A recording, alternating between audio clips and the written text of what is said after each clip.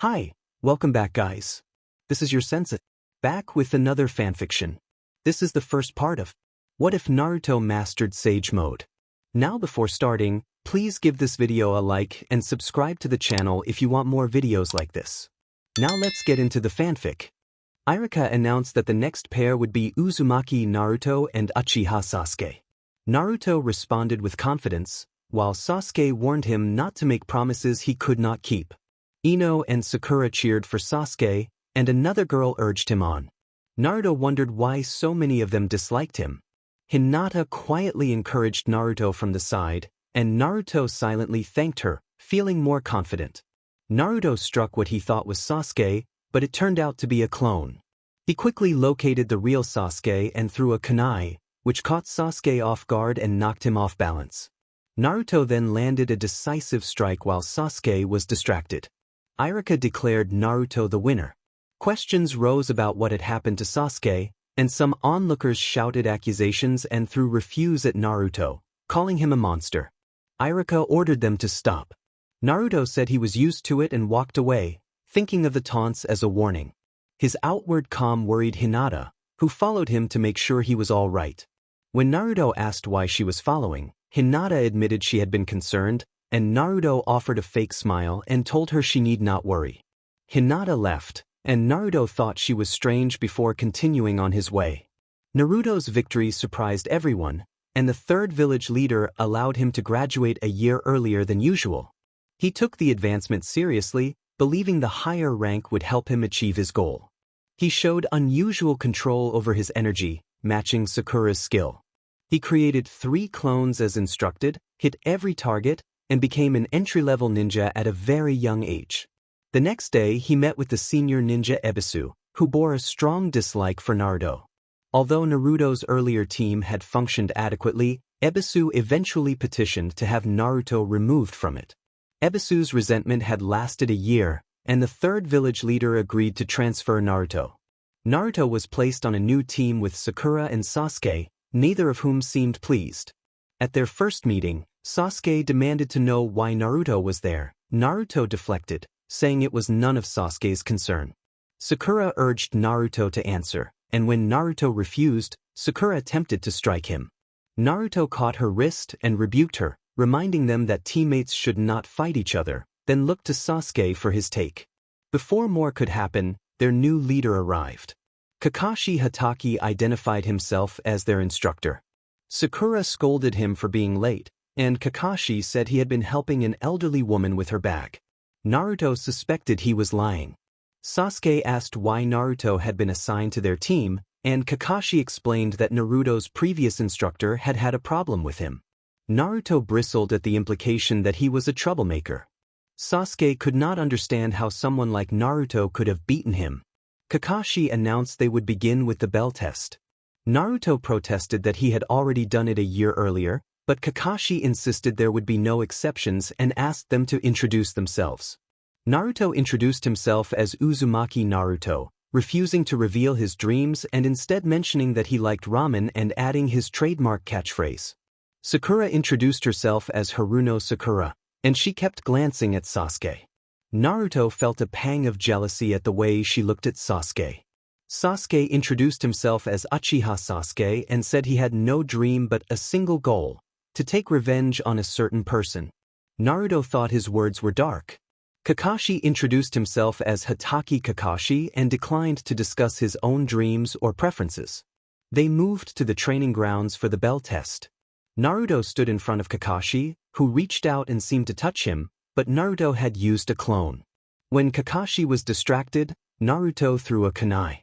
Kakashi caught it, and Sasuke unleashed a fire-based attack. Kakashi responded with a swift substitution move to avoid harm. Sasuke muttered in frustration that he had almost caught Kakashi. Naruto asked after Sakura, and Sasuke replied indifferently, suggesting he did not care. Sakura overheard and fled in tears. Kakashi used an illusion technique to stop her and presented a vision of Sasuke in peril, which terrified Sakura and caused her to faint. Kakashi noted the first success.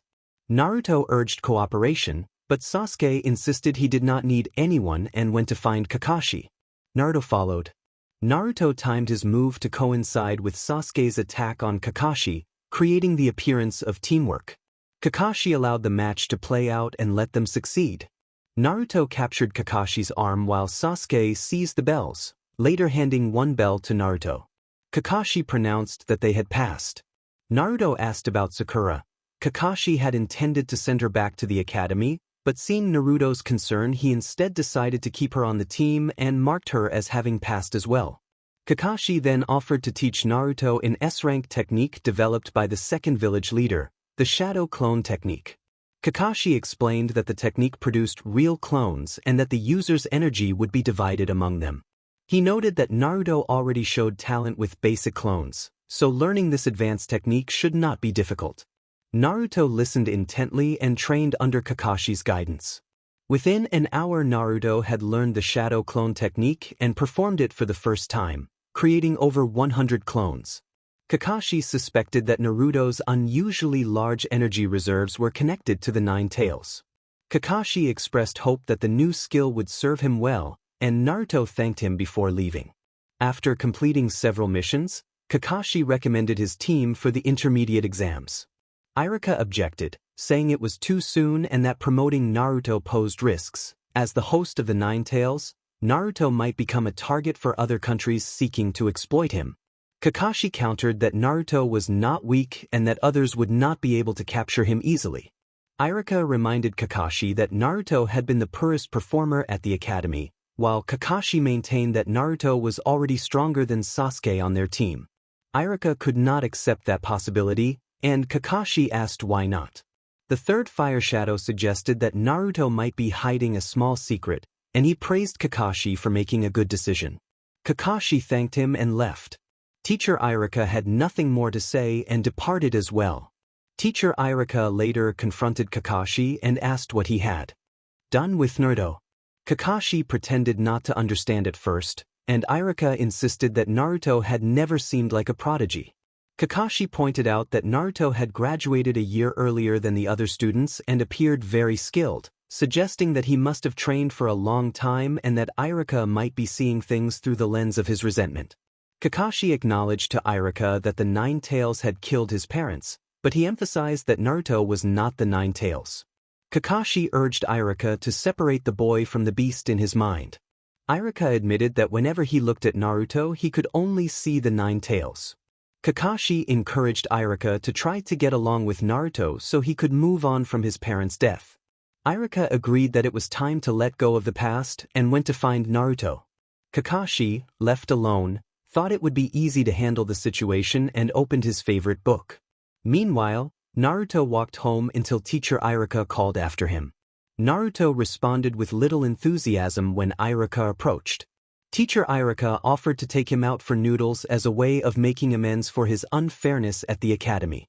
Naruto accepted because he was hungry. Naruto made it clear there was no need to thank him and asked Iruka to pay for the noodles, adding his characteristic catchphrase, "Believe it." Iruka, nervous and apologetic, reached out to ruffle Naruto's hair. He felt remorse for how he had treated Naruto and had come to accept that Kakashi had been right. Naruto was not so bad. The conversation turned to Sasuke. Iruka asked if Naruto was better than Sasuke. Naruto said he did not know for sure, but that Sasuke was a good rival and quite strong. When Iruka asked if Naruto was popular, Naruto admitted that he had a bad reputation. Iruka wondered whether that reputation stemmed from Naruto's fate. Iruka wondered what Naruto meant when he mentioned fate. He had hoped that Naruto already knew, at least because of his years at the academy, but Naruto only answered that he thought so and asked why Iruka had brought it up. Naruto admitted that people had hated him before the academy and he did not know why, and Iruka responded that he did not know either. Naruto decided he would find out for himself and said his goodbyes. Iruka breathed a quiet relief at how close the conversation had come to the truth. Naruto had grown up isolated because of a fate he did not understand, yet he felt a strange pull towards Sasuke for reasons he could not explain. The next day, Kakashi handed out Chunin exam applications. Naruto signed without hesitation, determined to increase his strength and reach his goal. Sakura decided to take the exam because she wanted to stay close to Sasuke, which only made Naruto more determined and a little resentful. Naruto teased Sasuke about getting beaten, Sasuke bristled at the comment, and Kakashi admonished them both to keep their rivalry for the exams. 1 week later, the Chunin exams began. Shinobi from other lands gathered in Konoha, and Naruto encountered a young man with an unusual chakra. The newcomer introduced himself as Gaara of the Sand and made it clear he had no patience for conversation. Naruto introduced himself as Uzumaki Naruto. Both sensed a deep loneliness in the other. Gaara felt a hollow kinship and then, after a moment of cold reflection that brought back memories of his own harsh childhood, left Naruto to his path. Naruto noticed the cold stares he received and vowed to prove he was not the monster others assumed him to be. The first round of the exams was a written test. Many students faltered under the pressure, but Naruto declared that he would achieve his goal even if he had to remain a genin forever, and he refused to give up. Ibiki found this interesting and allowed those who stayed to pass. Enko appeared as the examiner for the next stage and announced the Forest of Death, a 5-day trial with 21 teams, each team receiving either a Heaven or Earth scroll. Naruto's team was given a Heaven scroll, kept under Sasuke's watch. The first 2 days passed without major incident, but on the third day a figure far beyond their level confronted them. Orochimaru appeared, and his presence unnerved the young shinobi. Orochimaru taunted Naruto about the powerful creatures sealed within him, revealing that, 12 years before, the Nine Tails had attacked the village. In that assault, Naruto's parents and Iruka's parents had been killed while defending the village, and the fourth Hokage had sealed the Nine Tails inside Naruto to protect everyone. The revelation stunned Naruto. He sank to his knees, struggling with the truth that others had long feared. Orochimaru then forced a restrictive seal onto Naruto's abdomen to make certain the beast could not awaken, and he left a dark curse mark on Sasuke's neck before vanishing. Both Naruto and Sasuke collapsed from the encounter, and Sakura took on the responsibility of caring for them until they recovered enough to continue. They managed to reach the third round, but the knowledge of what had happened left Naruto emotionally wounded, and many of their peers grew more distant and wary. Naruto struggled to control his chakra after the Forest of Death. Sasuke, clutching his marked neck, urged Naruto to hold on. Sakura pleaded with Sasuke to be cautious, but Sasuke remained determined to fight. After Sasuke's match, Kakashi took him away for treatment and rest. When Naruto's turn came, his opponent, Kiba, underestimated him, a mistake that Naruto exploited, defeating Kiba quickly and decisively. Naruto left the arena colder than before, his resolve hardened. On the stairs afterwards, Naruto encountered Hinata. She offered Naruto a small healing ointment she had brought for the tournament, and Naruto accepted it with thanks. Hinata became overwhelmed and fainted from nerves. Naruto checked her for a fever, and Shino pointed out that Hinata always reacted this way around Naruto. Shino suggested that it was a familiar pattern rather than anything unusual, but Naruto found himself shaken by the idea that Hinata might care for him despite everything he had learned. He pushed away the thought, telling himself he was a monster and unworthy of such concern. The next matches featured members of the Hyuga clan. Neji spoke harshly to Hinata, telling her she needed to accept a lesser fate and shaming her for the expectations placed on her by their family. Naruto felt anger at Neji's cruelty as Hinata stood frozen with fear, unable to respond. Naruto felt frustrated. He urged Hinata not to let anyone put her down, and his encouragement seemed to bolster her confidence. Hinata stepped forward and delivered a strong performance. Neji was shocked and wondered what had been said. Ino, sitting beside Sakura, teased that Naruto was acting like a Romeo. Naruto, puzzled, insisted to himself that he was not dumb and reminded himself of how he had proven himself in the last battle. Sakura suggested letting Naruto be. She believed he would figure things out in time. Suddenly Neji struck Hinata, and she staggered back and collapsed, clearly hurt. The examiner moved to end the match. Naruto refused to accept Hinata giving up and called for her to keep fighting, but Sakura warned him not to escalate the situation. Hinata spoke to Neji in a way that further enraged him. Naruto saw this and rushed onto the field to intervene and protect her, declaring that he would not allow anyone to harm her. Neji retorted that Naruto had no right to interfere, and Naruto answered honestly that he did not want to lose Hinata. Niji sneered that someone like Naruto could not have feelings, which brought back painful memories for Naruto of being called a monster. Naruto, desperate and angry, tried to strike Niji, but the Jonin intervened and pulled him away, insisting the confrontation was over. Kakashi took Naruto aside and asked what had happened. Naruto explained that he had met Orochimaru and been told a truth about himself that he would have preferred to forget. Kakashi reassured him, reminding Naruto that he was not a monster and that he had been an excellent student, even comparing Naruto to his own former teacher. Naruto accepted the comfort and, with the ointment Hinata had given him, treated his scraped face. Because the seal on his body interfered with the Nine-Tails chakra, his wound was healing more slowly than usual. He silently thanked Hinata for her help. Later, Naruto went to see Hinata at the hospital. Medical staff explained that she had required surgery and had been fortunate to receive treatment in time. If it had been delayed, she might not have survived. Naruto reflected that Niji had gone too far and asked when he could visit again. The staff said Hinata should be better in 3 days. 3 days later, Naruto returned and found Hinata awake. He apologized for what had happened and suggested he might share some responsibility. Hinata quickly dismissed the blame and thanked him, saying his support had helped her change. When Naruto mentioned that his final match would be against Niji and vowed to defeat him for what he had done, Hinata expressed confidence in his ability and blushed. Naruto confessed that at the academy he had once been the worst student with the poorest grades, but Hinata insisted she had seen how much he had changed and that he had become an inspiration to her. Embarrassed, she drew the blanket up and Naruto, smiling, told her to come and watch his battle. With that request made, he left to find Kakashi. Naruto asked Kakashi to train him for the finals, determined to defeat Niji at any cost. Kakashi declined, explaining that he would be training Sasuke, which left Naruto feeling jealous and frustrated. Naruto then mentioned the strange seal Orochimaru had placed on his abdomen that interfered with his chakra control. Kakashi suggested that the only person who might help was Jiraiya, one of the legendary Sannin, and said that Jiraiya was likely in the village.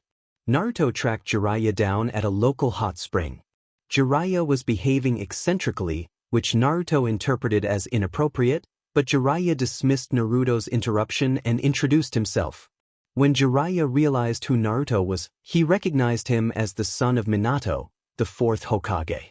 Naruto was stunned to learn this. Jiraiya confirmed the truth and listened as Naruto explained that Orochimaru had placed a strange seal on him that was blocking chakra control. Jiraiya examined the seal and used a small technique that produced a blue light on his fingers. He removed the seal. The process knocked Naruto to the ground, but he was otherwise unharmed. Naruto complimented Jiraiya on his strength, and Jiraiya, amused, acknowledged the nickname the villagers had for him. Naruto asked Jiraiya to train him for the finals. Jiraiya agreed, saying he had promised Naruto's father to look after him, and he accepted the challenge. Under Jiraiya's instruction, Naruto quickly improved his control over chakra. Jiraiya taught him the summoning technique, and Naruto successfully summoned the small toad Gamakichi for the first time. After continued practice, Naruto managed to summon the larger toad Gamabunta. It was difficult, but Gamabunta accepted Naruto because of the help Naruto's father had once offered. Jiraiya began teaching Naruto how to harness the Nine-Tails chakra while maintaining control. Naruto learned rapidly. Within a few hours he had mastered the fundamental steps of the spiraling sphere technique, impressing Jiraiya, who concluded that Naruto had real talent. Naruto progressed through the stages quickly, completing early steps in days and later steps in weeks without relying on his shadow clone technique. With his speed and focus, Jiraiya then moved on to teach him the great spiraling sphere. Naruto continued to train intensely, growing stronger and more confident as the finals approached. Naruto learned the technique in the last few days before the final battles, but he was so injured that Jiraiya took him to the hospital. Hinata heard about Naruto and went to the flower shop to buy some flowers for him. Ino noticed her and asked what she was doing there. Hinata stammered that she wanted to buy flowers. Ino asked who they were for, teasing her until Hinata admitted they were for Naruto. Ino smiled and selected a pale yellow rose, explaining that it was a symbol of friendship and perhaps love. Hinata blushed, thanked her, and attempted to pay, but Ino insisted on covering it and urged her to go visit Naruto. Hinata went to see Naruto in the hospital. He was asleep when she placed the flower in a vase and left a short note before preparing to leave. Naruto woke and asked if it was Hinata. Hinata acknowledged it quietly and said the flower was from her. Naruto, grateful, said it was beautiful and thanked her. Hinata replied that he did not need to thank her and then listened as Naruto sadly told her that Sakura had not visited him, though she had been at Sasuke's side earlier. Hinata said that she still believed Sakura would visit. Sakura arrived and Hinata decided not to intrude further. Intending to leave, Naruto stopped her and asked her to stay, catching her wrist.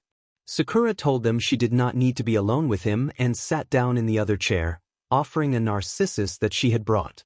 Sakura asked if Naruto was feeling better.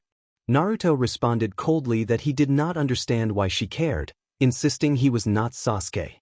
Sakura protested that Naruto was her teammate and friend. Naruto reacted sharply, and Sakura left, upset. Hinata suggested that Naruto should be kinder to Sakura, but Naruto dismissed her and told her she did not understand.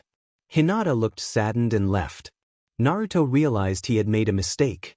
The next day were the finals, and Naruto was prepared to face Neji.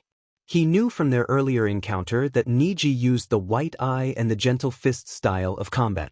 Naruto used the shadow clone technique to create 50 clones as a distraction. Neji took them down one by one, but Naruto had a clone attack from behind with a spiraling sphere technique that landed a glancing blow. Neji responded by using his gentle fist to strike the real Naruto's vital points while the real Naruto, having moved underground earlier, counterattacked with a solid punch in his own hand-to-hand style. Neji taunted Naruto about fate, and when Naruto momentarily let his guard down, Neji managed to block many of his chakra points. Naruto nearly gave up, remembering his earlier treatment of Hinata, and then tapped into his inner power. He unleashed a great spiraling sphere that caught Neji off guard. The hit was powerful and left Neji reeling, but he managed to survive. The examiners declared the match over, and some in the crowd accused Naruto of cheating because of the unusual red chakra they had seen. An examiner reminded them that the rules did not prohibit any particular technique. Despite that, several spectators began to throw trash at Naruto in anger. The third Hokage called for the next match to move things along. Sasuke's match against Gaara was expected next, but Sasuke was missing. Other matches were shuffled until Shikamaru faced Temari. Although Shikamaru considered giving up, Naruto pushed him into the arena, saying he would not be the only one fighting. Temari attacked first, and Shikamaru impressed her with his strategic thinking before ultimately conceding, appearing exhausted. When the Chunin promotions were decided, the examiners chose Shikamaru for his leadership and strategy and Naruto for his high-ranking techniques, his battle strategies, and his ability to deceive opponents. Sasuke finally appeared with Kakashi, and Naruto hurried to warn him about Gaara, saying Gaara's chakra felt similar to his own tailed beast power. Sasuke dismissed Naruto's warning with hostility. Naruto thought Sasuke's reaction sounded like jealousy and left, encountering Gaara on the stairs. Naruto tried to tell Gaara that he understood what it was like to be a host of a tailed beast, but Gaara ignored him and went down to the battlefield. Their fight was intense, but it was abruptly interrupted when Orochimaru appeared and kidnapped the third Hokage. Many people were caught in a powerful illusion except for Naruto, Sakura, and a few high-ranking ninja. It became clear that Shikamaru had not been immune for lack of effort. Kakashi ordered Team 7 and Shikamaru to pursue Sasuke with the help of a tracking dog named Pakken. They followed Sasuke's scent and, after difficulties, found him. Shikamaru was left behind, so Naruto, Sakura, and Sasuke continued together. Sasuke was wounded and unable to fight effectively, and Sakura's combat skills were limited, so the burden fell to Naruto. Gaara began to transform in appearance, becoming more monstrous. Naruto used the shadow clone technique again, creating over 200 clones. Sasuke watched, feeling increasingly resentful. Naruto tested Gaara's strength with hand-to-hand attacks. One clone used a spiraling sphere on Gaara's tail, striking at a perceived weakness. This enraged Gaara and caused him to change further. In response, Naruto performed a summoning technique to call forth an ally to aid in the fight. Gamabunta obeyed and was willing to help Naruto. Sasuke watched in amazement at the power on display. Gamabunta realized the one-tail, Shikaku, was now in control and that their strategy depended on waking Gaara. They needed something fierce, with fangs and claws. Naruto used part of the demon chakra within him to alter Gamabunta into the image of the nine tails. With that, Naruto seized control over Shikaku and used his Rasengan to wake Gaara. Gaara was exhausted and, stunned by the Rasengan, could not move. He reverted to his normal state. Gamabunta faded away as Naruto, drained from the effort, could barely move. Gaara asked who Naruto was. Naruto explained that his father had sealed the nine tails inside him when he was born and had then died to save him. Since that time, people had hated and shunned him. He said he often felt lost but that he had a goal he had to achieve, and that until he reached it he could not give up. Gaara listened, and his feelings toward Naruto shifted as he came to understand him. Gaara asked what Naruto's goal was. Naruto said he wanted to join the Umbu Special Forces and, perhaps later, become Hokage, but for now Umbu was his aim. Gaara admitted that he, too, might find a dream of his own, and Naruto encouraged him to pursue it. Naruto called them friends, half jesting that they were both monsters, and Gaara smiled. Temari and Kankuro arrived and took Gaara away. Frustrated, Sasuke struck a tree. Sakura lost her balance and almost fell. Naruto wanted to help but could not move. Sasuke intervened and saved her. Sasuke apologized as he set her down, and Sakura hugged him in thanks. Naruto watched with jealousy as Sasuke and Sakura left without noticing him, and he felt abandoned. Before he could dwell on it further, Jiraiya found him. Jiraiya told Naruto that something bad had happened. Back in the village, Naruto learned that Orochimaru had struck down the third Hokage during their confrontation. Naruto seethed at the loss.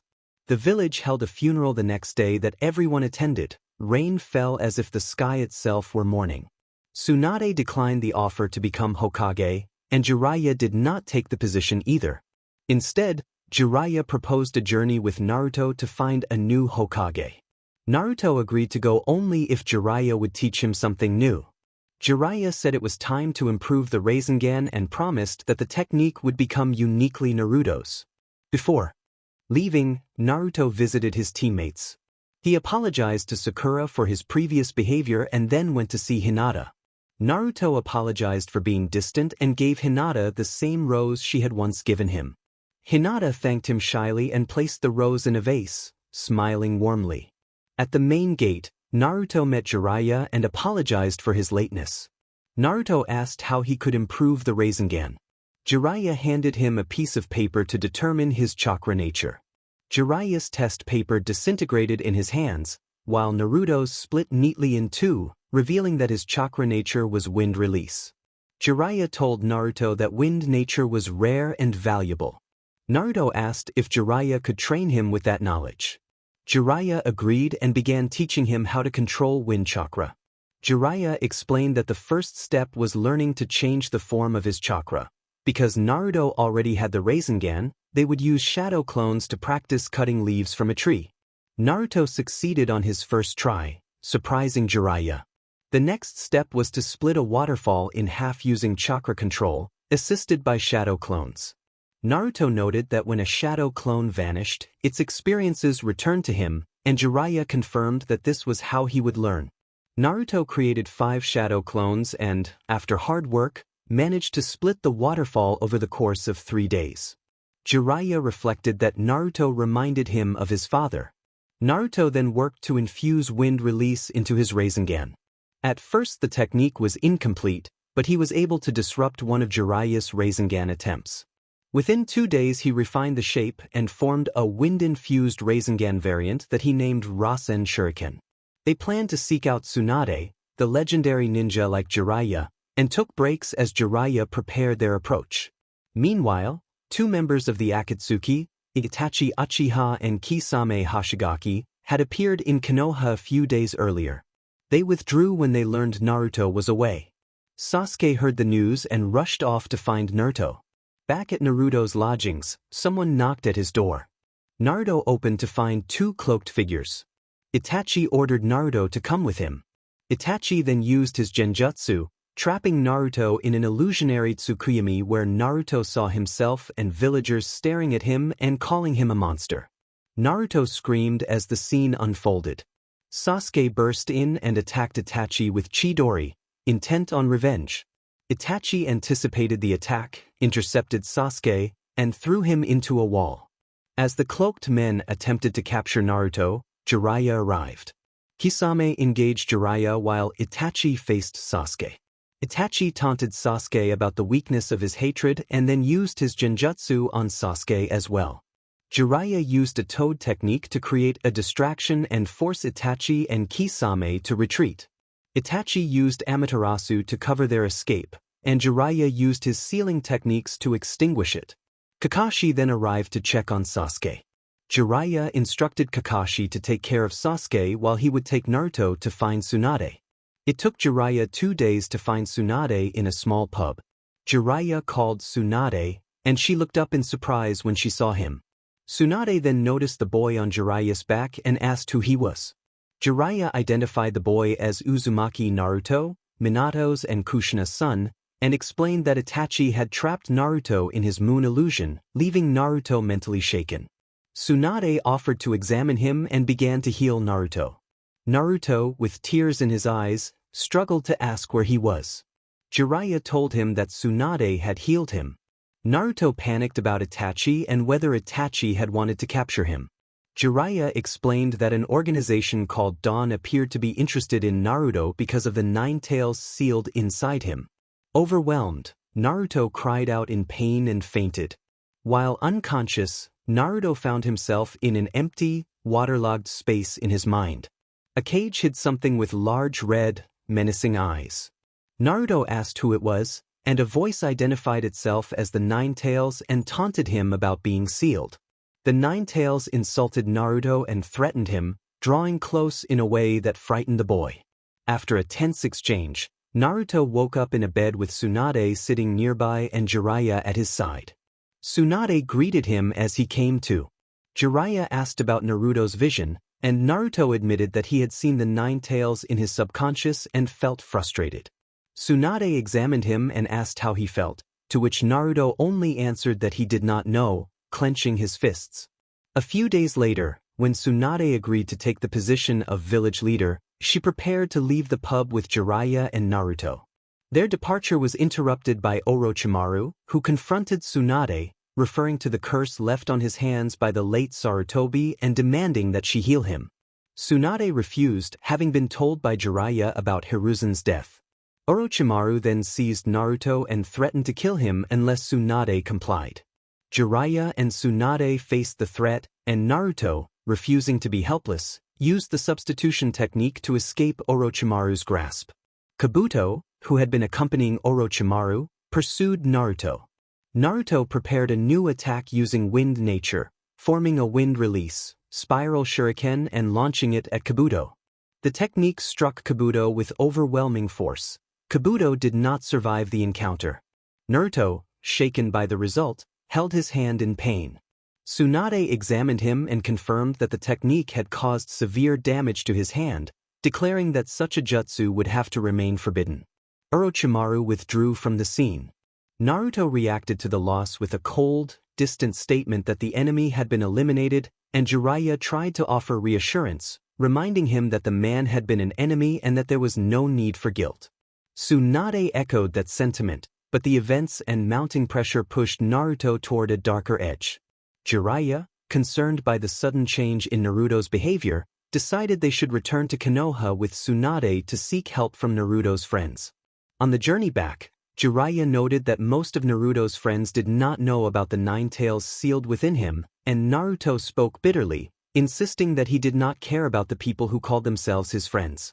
They arrived in Konoha sooner than expected, and Tsunade assumed the role of village leader. For a while, things seemed peaceful.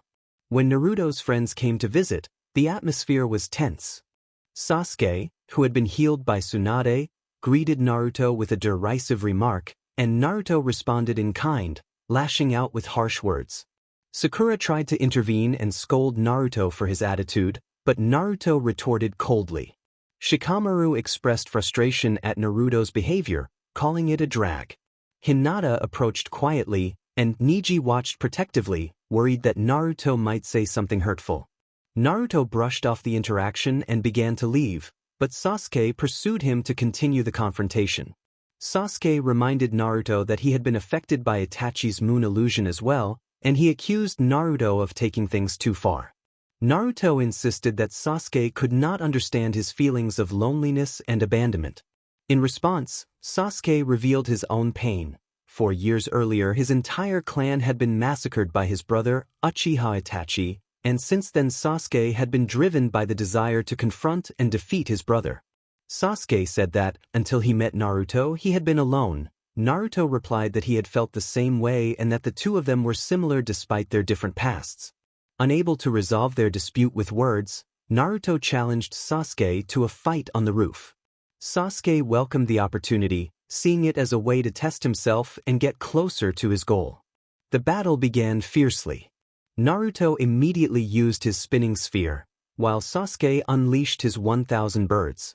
Sakura, in tears and desperate to stop them, ran toward them, but Kakashi appeared and forcefully separated the two, hurling them both into a wall and expressing deep disappointment.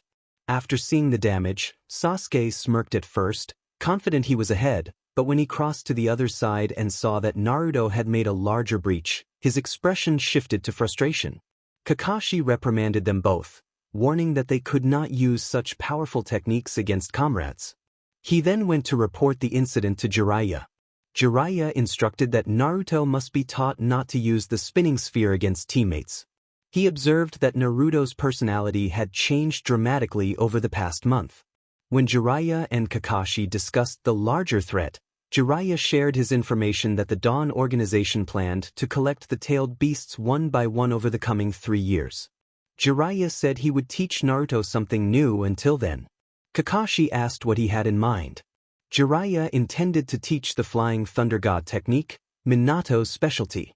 Kakashi warned that Naruto still needed training in sealing techniques and that learning the Flying Thunder God technique would be unlikely without that foundation. Jiraiya replied that Naruto was a genius after Minato and that the chance was not as small as Kakashi thought. Kakashi suggested it might be wiser to teach Naruto to control the 9 tails first. Jiraiya observed that Naruto carried too much hatred in his heart to learn control right now. Jiraiya then handed Kakashi a new edition of his favorite romance novel. 2 months were set for Naruto's training to begin, but the next day Sasuke disappeared. Sakura had been the last to see him but could not change his decision. He was on his way to Orochimaru. Naruto was summoned to the village leader's office. Tsunade informed him that he had been recommended as a new middle-rank ninja alongside Shikamaru and congratulated him. Naruto was surprised and put on his new vest. Tsunade went on to say that Sasuke had gone looking for Orochimaru and that Naruto's first duty as a middle-rank ninja was to decide what to do. Tsunade argued that forcibly keeping Sasuke was pointless. She had seen the resolve in Sasuke's eyes and believed he sought power to kill his brother and would not be satisfied until he found it. She planned to check on him in 3 years to make sure Orochimaru had not killed him, and as far as she knew, Orochimaru wanted only Sasuke's body. Naruto admitted he had met Orochimaru during the exams and had been curious about him. When Tsunade asked whether he wanted to pursue Sasuke, Naruto said it was pointless now. Even if they brought Sasuke back against his will, he would find a way to escape and reach Orochimaru. Tsunade noted that Naruto was acting like a middle-rank ninja but not like Sasuke's friend and asked if something had happened. Naruto insisted he had to respect his friend's wishes and that he had his own problems to deal with. Tsunade relented and gave him permission to leave. Naruto had been acting more normally since his fight with Sasuke. Perhaps that was what he needed. He apologized to everyone he had insulted. The next day he was sent on his first mission as a middle-rank ninja. With Sasuke gone, Kakashi had returned to the Covert Ops unit and Naruto's team had been broken apart. The mission was B rank, to capture a rogue ninja from the hidden mist village named Zabuza, who traveled with Haku. Neji and Gaara offered help, and Naruto devised a strategy for a dawn departure. Before leaving, Sakura visited Naruto's tidy apartment and commented on how nice it was. Sakura begged Naruto to bring Sasuke back for her and asked him to decline the next day's mission. Naruto understood her feelings but warned that the mission was dangerous and that Orochimaru's followers were likely present. He said Sasuke had chosen to leave and it would be unfair to drag him back against his will. Sakura insisted Orochimaru was manipulating Sasuke and argued that a true friend should try to save him. Naruto explained that Sasuke was driven by revenge and would not return until he confronted his brother. He revealed that Itachi had massacred Sasuke's clan and that Itachi was a member of the criminal organization hunting Naruto. Naruto said they had 3 years to prepare for when that organization would come for him and that he did not have time to chase Sasuke now. Sakura looked pale, then declared she would bring Sasuke back herself. Naruto tried to stop her, but she was already gone. Naruto rushed to Tsunade and reported that Sakura had gone after Sasuke alone. Tsunade insisted they must send someone immediately and ordered Naruto to choose lower-rank ninja to help. Naruto selected Hinata, Kiba, and Shino because Neji was preparing for the next mission and others were away. Naruto outlined a plan. Kiba would go first, Naruto would take the center, and Shino and Hinata would observe from behind while Hinata used her white eye vision to scout.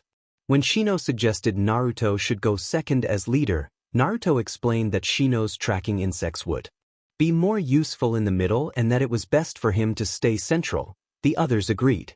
Using a few shadow clones to scout, Naruto moved while Hinata scanned with her white eye vision. Hinata initially reported nothing, then Kiba and his dog Akamaru picked up Sakura's scent and began tracking. Kiba detected signs of a fight and alerted the group. Naruto decided they should approach from behind and asked who had a ranged attack. Shino confirmed his insects could be used. As they closed in, Tayuya activated the second level of her curse mark and noted reinforcements. She prepared her puppets and began to play a flute, which animated them. Shino sent his insects to target the flute. Because the instrument transmitted chakra to the puppets and the insects fed on chakra, the flute was destroyed and the puppets ceased moving. Tayuya tried to flee, but Naruto and his team had anticipated her. Tayuya had cast an illusion, but Naruto released the illusion with a dispelling technique. She realized too late that Naruto had used shadow clones as a feint. Before she could escape, Naruto struck with a powerful Great Rasengan. The attack defeated Tayuya, leaving her incapacitated and the threat neutralized. Naruto wore an emotionless expression that looked strange to the others. Naruto asked what was wrong when they stared, and Sakura replied that there was nothing. Naruto confirmed that they had found their target and that the mission was complete, then grabbed Sakura's wrist to make sure she would not run off. Sakura protested that she wanted to find Sasuke, but Naruto warned that there were stronger opponents ahead. Sakura insisted she could not let Sasuke go. Naruto, annoyed, muttered that she was stubborn. Naruto set the rule that if anyone was hurt, they would withdraw. Sakura thanked him and hugged him briefly. Hinata looked a little sad. Naruto checked on Hinata and noted that she was flushed. He remembered that Shino had mentioned Hinata became like that around him. Naruto then announced that they were moving out, and the others followed him as their leader. They caught up with the enemy, and one of the pursuers stopped. It was Jirobo. Kiba stepped forward and volunteered to hold him back. Naruto agreed and reminded everyone that their priority remained getting Sasuke back. Kiba moved to engage Jirobo. Jirobo insulted their leadership, and Kiba replied that they should not judge someone they did not know. Then he attacked. If Kiba defeated Jirobo, he would try to track the others by scent. Further ahead, Hinata used her white eye to spot a stronger enemy, one who was likely more dangerous than before. Shino offered to confront that opponent so the others could continue, and Naruto protested briefly before agreeing that the mission came first. The group pressed on with Hinata as their main tracker. Shino teased his opponent and then engaged in combat. As they advanced, the team became entangled in a web. Naruto found he could not cut it, and the situation looked hopeless until Hinata used her white eye to perceive chakra flowing through the cobweb and then freed them. Kidamu was shocked. Sakura asked Hinata how she had done it, and Hinata explained that her white eye had shown her the chakra in the web, so she would have to face Kidamu. Naruto watched Hinata in amazement. Hinata instructed the others to take the barrel containing Sasuke and return to the village while she handled Kidamu. Naruto told her to stay safe and entrusted the team to her care. As they retreated, another enemy suddenly appeared and took the barrel. Kimimaro had appeared and taken the barrel, and Naruto and Sakura pursued him. Kimimaro stopped and they caught up. As Naruto prepared to strike, Sasuke unexpectedly climbed out of the barrel, laughing in a way that unsettled Naruto and Sakura. Sakura called out to Sasuke, but he ignored her and ran away. Naruto told Sakura to go after Sasuke while he dealt with Kimimaro. Sakura ran after Sasuke, and Naruto confronted Kimimaro. Naruto launched a surprise side attack with a spiraling ball of chakra, the spiral chakra sphere, but Kimimaro blocked it with his bone-like defenses. Naruto thought the bone-based ability was unsettling and realized the fight might be prolonged. He used shadow clones to create openings and keep Kimimaro off balance. Meanwhile, Kiba and Akamaru were struggling. Kiba's opponent activated a higher level of his curse mark. Kiba told Akamaru they needed to use their combined technique.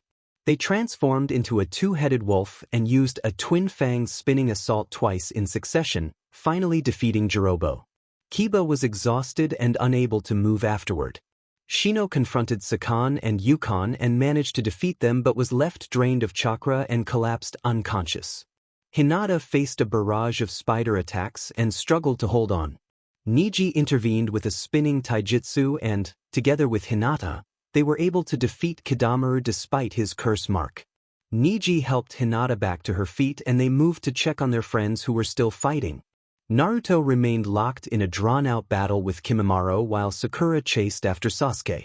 Naruto had recently learned to use wind release and was experimenting with combining it with other elements. One of the wind attacks struck Kimimaro and opened a painful wound but did not end the fight. Kimimaro dismissed Naruto's wind release skill and countered with a shower of small bone projectiles that came too fast for Naruto to prepare hand seals. Gaara appeared and blocked the bone attack. Naruto told Gaara to handle Kimimaro and ran after Sasuke and Sakura. Gaara agreed and moved to engage Kimimaro. Naruto followed footprints on the trees and soon found Sakura confronting Sasuke. Sakura pleaded with Sasuke, her voice trembling as she tried to make him understand how much he meant to her. Sasuke remained cold, saying that she would not love someone like him and that she was like everyone else. Hearing this, Naruto thought Sakura was being treated unfairly and attacked Sasuke from behind, using a similar wind-augmented technique to the one he had used against Kimimaro to try to stop Sasuke from escaping. Naruto reminded Sasuke that as a Chunin he should not abandon his comrades in a reckless chase, but Sasuke declared that he would not return even if forced. Sasuke retaliated with a fire release attack, and Naruto countered by producing a powerful water eruption from his mouth, a water-style wave which blocked the fire attack. Sakura was astonished that Naruto could use water-style techniques. Naruto explained that he knew the basics and had planned to combine it with wind release later, crediting Kakashi for teaching him. Sasuke activated the first level of his curse mark and moved with extreme speed, launching a sudden assault from behind. The fight continued with the team strained and determined to bring Sasuke back and protect one another. Naruto coughed and spat a little, showing he had been hurt. He accused Sasuke of playing a dirty game. Naruto used the multiple shadow clone technique, and each clone formed a spiraling sphere in its palm. Sasuke taunted Naruto about Sakura and shoved Sakura toward the water. Naruto dispelled his shadow clones and raced to save Sakura. He reached her and pulled her from the water, but she was unconscious. Rage surged through Naruto. Kurama, the nine-tailed fox sealed within him, offered Naruto its power. Overwhelmed, Naruto allowed Kurama's chakra to fill him, and a single tail of chakra manifested around his cloak. Sasuke wondered where Naruto had gained such power. Naruto moved with greater speed and struck unexpectedly. Sasuke could not avoid the blow and had to increase his own strength, releasing the second level of his seal. Naruto's chakra cloak grew a second and third tail, and he unleashed a massive tailed beast bomb. The blast hit Sasuke, who could no longer maintain his seal and slumped to the ground. Sasuke admitted Naruto had won that round, but Naruto, still consumed with anger, prepared to strike again. With Sakura unconscious and no one immediately able to intervene, Hinata and Niji suddenly appeared. Hinata wrapped her arms around Naruto to calm him and steady his breathing. Sasuke used a smoke device and vanished. Niji moved to tend to Sakura while Naruto's agitation faded and he relaxed into Hinata's support. Hinata, worried and apologetic that she had not helped earlier, applied a soothing salve to Naruto's burns from the chakra. She then treated Sakura's wounds. After a while, Sakura regained consciousness but did not immediately remember what had happened. Naruto likewise had no clear memories of his actions while overridden by Kurama's chakra. Sakura asked about Sasuke, and Hinata confirmed he was gone and likely had gone to Orochimaru. Naruto remained confused as he woke. Hinata urged him to stay still and explained that she had already treated Sakura's injuries. Naruto thanked Hinata and, though he could not move freely yet, Hinata offered to help him. Naruto responded that he appreciated that she was all right. Hinata blushed as Niji offered to help with the others, allowing Hinata to continue caring for Sakura. Kiba and Shino were already in the village hospital. Kiba's injuries were not severe, but Shino required surgery. Gaara had won his battle, though Kimimaro had succumbed to illness. After the triage, Naruto and the others returned to Konoha. Sakura thanked Naruto for trying to stop Sasuke. Naruto acknowledged that at least Sakura now understood he had been right. Sakura spoke sadly that Sasuke had become a very different person. Naruto asked if she still had feelings for Sasuke, and Sakura nodded. In a hidden basement, Orochimaru told Sasuke that he had been waiting. Sasuke impatiently demanded power. Orochimaru teased whether his impatience was driven by Itachi or Naruto, and Sasuke dismissed Naruto as unworthy of his concern. Orochimaru warned that Naruto had become quite powerful, even having defeated Orochimaru's former assistant Kabuto with an impressive technique, but promised Sasuke power beyond that, which made Sasuke smirk. Back in Konoha, Tsunade summoned Naruto to her office and demanded an explanation for what had happened. Naruto insisted that the mission itself had been successful. Tsunade reprimanded him for acting out of selfish reasons and for the injuries sustained by half the team. Naruto accepted the blame and felt he did not deserve his rank. Sakura then entered and argued that some responsibility lay with her. She had insisted on pursuing Sasuke and had contributed to the complications. Tsunade responded that Sakura would be relieved of her genin status, and because Naruto's actions had been on mission but reckless, he would receive a 1-week suspension. Tsunade then informed Naruto that Jiraiya had returned and would take Naruto for 3 years of training. Naruto reacted with surprise. Tsunade explained that because of concerns involving the Akatsuki, he had 24 hours to say goodbye and prepare. As Naruto left the office, he saw Hinata in the corridor. Hinata said she had asked Tsunade about something and had learned Naruto would be gone for 3 years. Naruto invited Hinata and the others to join him for ramen as a farewell with friends. Hinata misinterpreted the invitation as a date and became flustered, but Naruto quickly clarified that he meant a group outing with friends and laughed awkwardly. Naruto gave Hinata a brief, polite farewell gesture and then departed. Hinata blushed deeply and steadied herself. Sakura asked Tsunade to accept her as a student. Tsunade noted Sakura's skill at chakra control and her intelligence and agreed to take her on as a trainee. Shortly after, Hinata also asked Tsunade for training. Tsunade considered Hinata's gentle fist style and agreed that it would be useful in medical ninjutsu. She accepted Hinata and Sakura as her students and arranged for Sakura to receive additional instruction tailored to her development. Hinata had already arranged personal training with Niji, which pleased Tsunade. As they left, Sakura asked Hinata whether her motivations were for Naruto, and Hinata admitted that while Naruto was part of it, her main reason was her desire to help her friends. Sakura agreed that she, too, wanted to become stronger for her friends and, as she had said to Hinata, also hoped to impress Sasuke. Hinata added that Naruto intended to invite everyone for ramen to say goodbye, and Sakura said she would attend. Everyone Naruto invited came to Ichiraku. Naruto announced that he would leave the next day for 3 years to train with Jiraiya, the perverted sage. He said he would not reveal his reasons, but he would miss them, and he looked towards Sakura and Hinata. Everyone wished Naruto the best, and soon they returned home. Sakura asked Naruto to promise to help convince Sasuke to return. Naruto felt sad but forced a smile and assured her he would help. Sakura hugged him. Hinata watched sadly and left before Sakura did. Sakura then turned to Hinata to ask something. Hinata became flustered and avoided eye contact. Naruto stepped closer to speak privately, but the moment grew awkward and Hinata quickly excused herself. Naruto apologized and prepared to leave. The next day he met with Jiraiya. On his way, Naruto overheard villagers calling the man leaving for 3 years a monster and saying he should have been punished long ago. The voices brought back painful memories, and Naruto resolved to get revenge one day. When Naruto arrived, Jiraiya promised to teach him something special. Naruto thought of Jiraiya as important as a godfather and asked what he wanted to teach. Jiraiya said he would teach the Flying Thunder God technique, a skill that had made Naruto's father famous, though Jiraiya admitted he could not use it himself. Jiraiya explained that the ability ran in Naruto's bloodline and that Genma had trained with it, but never matched Naruto's father. Before that, Jiraiya said he would teach all the sealing techniques he knew, with Genma to be consulted later.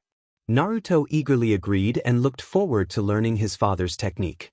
2.5 years later, Hinata received praise from Lady Tsunade for her progress. Hinata thanked Tsunade, and Sakura trained hard as well. Both girls had become highly capable medical ninjas. Hinata had become more recognized within her clan and had become the Hyuga clan's first medical ninja. With Niji she had learned the rotation and the 8 trigram 64 palms, and she had improved greatly in taijutsu. Sakura's strength had returned to what it had been at the start of Naruto Shippuden. Naruto suddenly appeared in the center of the village. Some villagers called him the monster again, while others remarked that he looked more mature. Sakura saw him through a window. Naruto smirked and displayed a marked kunai, evidence of the Flying Thunder God technique. He announced himself as Namikaze Naruto to the entire village. Sakura scolded him for the name, but Naruto explained he had taken his father's name. Sakura reacted with surprise when she learned he was the son of the 4th Hokage and that the 4th had sealed the 9 tails within his son. Everyone remarked that Naruto resembled Minato. Naruto demonstrated his teleportation by appearing on a rooftop outside Sakura's window, explaining that he had thrown the marked kunai there moments before. Hinata came to see what was happening. Naruto noted that she looked different. Sakura chastised him for not noticing other changes. Naruto assured them he was not like Jiraiya and joked about Sakura's height, though she ignored him. Tsunade summoned Naruto and asked where Jiraiya was. Jiraiya arrived, greeting Tsunade, who expressed surprise at his return. Jiraiya teased that he had expected to be missed, and Tsunade replied that she had hoped he would not return. Shikamaru arrived and greeted Naruto, mentioning the reports that Naruto now used the Namikaze name and had learned the 4th's technique. Naruto confirmed both. Tsunade and Hinata were surprised by the news. Jiraiya praised Naruto for following in his father's footsteps and called him the new yellow flash of Konoha. Kakashi entered, reading his book, and greeted Naruto. He had been called earlier as an Anbu. Naruto asked about Gaara, and Tsunade answered that Gaara was now Kazekage. Jiraiya and Kakashi discussed Akatsuki, noting that each member was an S-ranked criminal and that Itachi Uchiha was among them. They suspected Akatsuki were hunting Jinchuriki and that Gaara might be their next target. Jiraiya warned that although Naruto had grown strong, the 9 tails still tried to take control and that on one occasion Naruto had come dangerously close to losing himself. Jiraiya advised caution and handed Kakashi a small paper as a release seal to help calm Naruto if needed. Kakashi agreed to watch over Naruto, and when Naruto returned, Kakashi accepted the Jonin role to lead a team with him. Meanwhile, in the hidden sand village, Sasori urged Deidara to act quickly because he disliked waiting. Deidara replied that he needed 5 more minutes. Their spy had eliminated his own comrades to keep the mission covert, and Deidara departed on his clay bird. Gaara noticed Deidara's arrival. Gaara went to the roof where Deidara had landed. Gaara demanded coldly what Deidara wanted there. Deidara pointed at him and noted that Gaara was the tailed beast host of the One Tail. Gaara decided to end it quickly and attacked Deidara with sand. Deidara blocked the attacks and flew higher on his bird. Gaara rose with his sand and the true fight began. When Gaara had almost exhausted his chakra, Deidara formed a large explosive device and launched it toward the village. Deidara declared that art was an explosion, but Gaara managed to protect the village and redirect the blast. Exhausted and out of chakra, Gaara left himself vulnerable. Deidara sent a volley of small explosives at Gaara's defenses and let them detonate. The resulting blast overwhelmed Gaara, and Deidara captured him and flew away. Kankuro, frustrated, tried to follow. Sasori arrived and scolded that it had taken too long, while Deidara remarked that the tailed beast host had been difficult to catch. A few men pursued them, and Deidara hurled an explosive that struck them. They were defeated in the blast. Only Kankuro continued the pursuit. Sasori waited until Kankuro caught up, then poisoned him and left him unconscious. A report was sent to Konoha asking for help. In Konoha, Tsunade reacted with shock at the news that Gaara had been captured. She ordered Shizune to summon Team Kakashi. Shizune warned that Naruto might not be the wisest choice, but Tsunade insisted that Naruto's strength made him necessary. Shizune nodded and carried out the order. Naruto and his team arrived. Tsunade informed them that Gaara had been taken by the Akatsuki and that they had to rescue him. Naruto affirmed their unity and resolve. Villagers nearby argued in frightened, hateful whispers about Naruto's past and parentage. Naruto grew angry and reminded them that he was human too, while Kakashi urged him to ignore the taunts. While Team Kakashi prepared to go rescue Gaara, Jiraiya moved to infiltrate the hidden rain village, determined to confront the leader of the Akatsuki and defeat Pain to bring peace. Naruto and his companions soon reached the hospital where Kankuro lay unconscious. Sakura treated him, and Temari expressed her gratitude and trust in Naruto to bring Gaara home. Naruto used his speed and marked kunai to move quickly as they approached Gaara's captors. Sasori noticed them and attacked. Naruto deployed his marked kunai behind his back, transported, and struck with a large Rasengan. It became clear that Sasori was inside a puppet. Sasori recognized Naruto and launched a weapon from his puppet. Naruto smirked and teleported back to Kakashi's side. Naruto warned Sasori to watch his back, then used the marked kunai to create a shadow clone and hit Sasori with the Rasengan. The attack seemed decisive, but Sasori relocated his chakra into another puppet and continued fighting. Naruto called for Kakashi's help. Kakashi moved into position and struck Sasori with a lightning technique. Sasori's final words revealed some of his grudges and last tasks, but he was defeated. After the battle, Naruto expressed a harsh reaction to rumors about Orochimaru and Sasuke. Sakura rebuked him for coldness. Naruto confessed that he wanted to join the ANBU, and Kakashi warned that such ambition revealed darkness in his heart. Sakura denied that Naruto's inner life was only darkness and teased him about Hinata, noting how Naruto's expression changed when she was mentioned. Naruto dismissed it, calling Hinata just a friend, but the moment left a softer note in the group's mood. They pressed on to find Deidara. When Naruto caught up, he saw that Sasori had been killed. Naruto demanded that Deidara return Gaara. Deidara mocked the attempt, and a fight broke out in midair. Deidara tossed explosives. Naruto unleashed a fire technique that consumed the smaller bombs. As the battle escalated, Naruto began to struggle, and a surge of power within him manifested. His form changed, and he lost himself briefly to that force. Deidara, recognizing the danger, staged a feigned suicide and detonated the bird he was flying on as a diversion. The explosion left Gaara injured, but Sakura moved quickly to treat him. Naruto fought to regain control. Kakashi urged Naruto to remember the people who mattered to calm himself. Faces of friends and mentors flashed through Naruto's mind: Sakura, Kakashi, Iruka, his academy friends, Jiraiya, and Hinata. Gradually, the surge receded and Naruto returned to himself, though his body bore the effects of the confrontation. Sakura worked to heal him, and Naruto asked after Gaara. Sakura reassured him that Gaara would be fine and told Naruto to focus on recovery.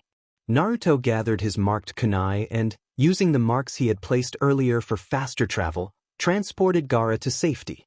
When they returned, Temari embraced Gaara and thanked Naruto for his efforts. Naruto waited as others arrived. Meanwhile, in the hidden rain village, Pain sensed an intruder. Conan suggested dealing with the threat, but Pain decided to handle it. He went to find Jiraiya. Pain greeted Jiraiya with a cool recognition, and the two engaged immediately in a confrontation. Jiraiya used his hair for defense. He called out to Yahiko. Pain identified himself as Pain and announced that he would summon his paths. Pain introduced the 6 paths of Pain. Jiraiya thought it was impossible that they all bore the Rinnegan. The animal path activated a summoning technique. Jiraiya answered with his own summoning and brought forth Gamaken. Gamaken admitted he was clumsy but pledged to do what he could and engaged Pain's 3-headed dog. Jiraiya then summoned the Toad Elders Fukasaku and Shima. Shima explained she had been making dinner. Fukasaku told her she could finish it afterward. Fukasaku asked what Jiraiya needed. Jiraiya asked them to help activate Sage Mode on him so he could fight while they completed it, and they agreed. The human path attacked and attempted to extract Jiraiya's spirit, but Jiraiya narrowly prevented it and retreated to aid the toads. With Sage Mode activated, Jiraiya faced the Deva path. There were now 3 paths present. Despite Shima's objections, the frogs attempted a genjutsu, which Jiraiya countered using his summoning technique. 3 of the paths were neutralized, but as Jiraiya pressed the attack, he discovered the remaining paths waiting. Jiraiya reminded himself that he had already defeated 3 of them, but fatigue and injuries from the battle were wearing him down. His chakra was nearly exhausted, and Shima vanished, leaving only Fukasaku at his side. All the paths of Pain produced their chakra rods and struck Jiraiya. He was grievously wounded and rendered incapacitated. Pain assumed the battle was over and recalled his paths.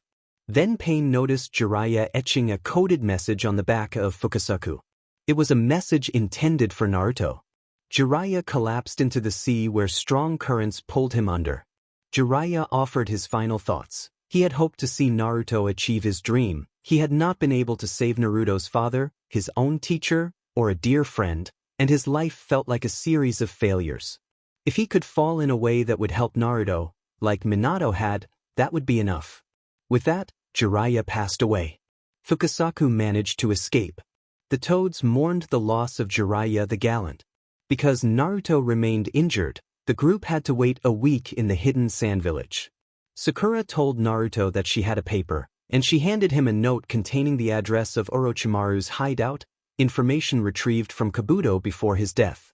Sakura said she was grateful for what Naruto had done 2.5 years ago and asked if he would go to that place with her. Naruto asked if Sakura would go on a date with him afterward. Sakura reacted with disbelief and suggested Naruto should pursue Hinata instead. Naruto insisted that Hinata was just a friend. Sakura declared she wanted to go on a date with Sasuke and said she preferred him. Naruto reminded her that Sasuke had once tried to kill her. Sakura said it did not matter because Naruto had saved her. Naruto thought aloud that girls these days had strange taste, but he agreed sarcastically that he would help Sakura in her attempt to get closer to Sasuke. Sakura responded by throwing a pillow at him. Kakashi announced that they were going home. Naruto said they intended to find Sasuke first. Kakashi asked if Naruto still had the jewel from Lady Tsunade. Naruto produced it. Kakashi said he would not go himself but would send Tenzo, his colleague from the village's covert unit. Naruto and Sakura protested that they did not have time to wait. Kakashi asked if Naruto had left the prearranged signal kunai at the village leader's office, and Naruto confirmed he had. Kakashi said he would notify Lady Tsunade. A few hours later, Naruto prepared and summoned Yamato. Yamato introduced himself and clarified that Kakashi sometimes called him Tenzo as a nickname. Kakashi explained that Yamato would go with them in his place. Naruto asked about Yamato's abilities. Yamato explained that he wielded Mokutan, a wood-style technique that could help control Naruto's 9 tails chakra. Naruto expressed admiration and asked if becoming part of the village's covert unit was his destiny. Yamato warned that such a path could require emotionless decisions and lethal actions. Naruto replied that he had already had to kill enemies in the past and would do what was necessary. Yamato accepted this with some surprise, and the team prepared to depart. Meanwhile, within the Akatsuki, Dara complained that the appearance of the tailed beast host had ruined his work. Pain asked where Sasori was. Deidara swore vengeance for Sasori's capture. Pain announced his intent to go after the Nine Tails, since the beast posed a significant threat. Kisame agreed that the Nine Tails caused problems, and Itachi stated he would not allow anyone to go unchallenged to Konoha. Pain reminded them that Sasuke was now a rogue shinobi and that he had his own preparations to make. He did not plan to leave immediately. Pain also noted that Jiraiya's student would be visiting Konoha soon. Back with Naruto's group, Sakura was eager to find Sasuke, excited at the prospect. Naruto warned her not to blame him if something went wrong. Sakura insisted he would not harm her. Yamato observed that the two of them were a handful. They located the hideout Orochimaru had used and began searching room by room, but they found no one. Moments later, an explosion occurred. Sakura and the others rushed toward the source of the blast. Someone called out to Sakura as they converged on the scene. Sasuke frowned and coldly identified the other as Naruto. Naruto answered with annoyed surprise at the unexpected reunion. Sasuke observed that Naruto must now be an elite ninja and proposed testing his powers. Sakura begged Sasuke to return with them. Sasuke declared that he would have to kill them first, but Naruto suddenly reappeared behind him. Sasuke noted that Naruto had learned a new technique and combined his katana with a lightning-infused strike. Naruto replied that he had more to show, teleported, and unleashed a wind-style Great Ball Rasengan. Sasuke thought that wind countered lightning. Their clash was intense. Naruto prevailed and struck Sasuke. Sasuke vowed he would not die until he had killed his brother, then vanished. Sakura accused Naruto of scaring Sasuke away. Naruto dismissed the blame and suggested they go home, prompting Sakura to glare at him the whole way. When they returned, Naruto found Tsunade in tears and Fukasaku solemnly explaining that Jiraiya, the pervy sage, had fallen in battle against Pain, leader of the Akatsuki. Naruto struck the wall in fury and demanded to know why Tsunade had sent Jiraiya on such a dangerous mission. Sakura moved to stop him, but Tsunade told her to let him be. Naruto left, sobbing all the way home, tormented by grief and anger and asking himself why it had to be Jiraiya. Hinata checked on Naruto, who admitted he felt broken. He asked Hinata to listen as he told her about Jiraiya. Hinata was horrified and could not hide her shock at the cruelty that had claimed Jiraiya. Trying to steady the conversation, Naruto asked about her medical training. Hinata replied that her skills had improved and that she could handle complex injuries. Naruto asked if she could help him in a different way, and as a quiet, emotional gesture he had her place her hand lightly over his chest. Hinata looked at him with sadness and accepted the small comfort he offered by taking the other half of his popsicle. Naruto invited her to attend Jiraiya's funeral the next day, and she agreed. The word friend stirred something painful in Naruto's chest, but he said goodbye and went home. The funeral took place even though Jiraiya's body had not been recovered. Naruto went to collect Hinata. He had left a marker to find her more quickly, but they accidentally encountered each other in a private area and quickly parted. The awkward moment made Naruto blush and reminded him of Jiraiya's human side, deepening his sorrow. He spent the night in low spirits and waited for Hinata the next morning. Hinata arrived in black, and Naruto apologized for his earlier outburst. They attended the funeral together and were overcome with grief. Afterwards, Naruto led Hinata into the forest to make a small memorial at the place where he and Jiraiya had once trained and shared popsicles. He placed a photograph of his younger self with Jiraiya at the site and vowed to come there whenever he felt sad. Hinata hugged him, and he returned the embrace gratefully. The following day Naruto decoded a message Jiraiya had left. It was clearly connected to Jiraiya's notes, but its full meaning remained elusive.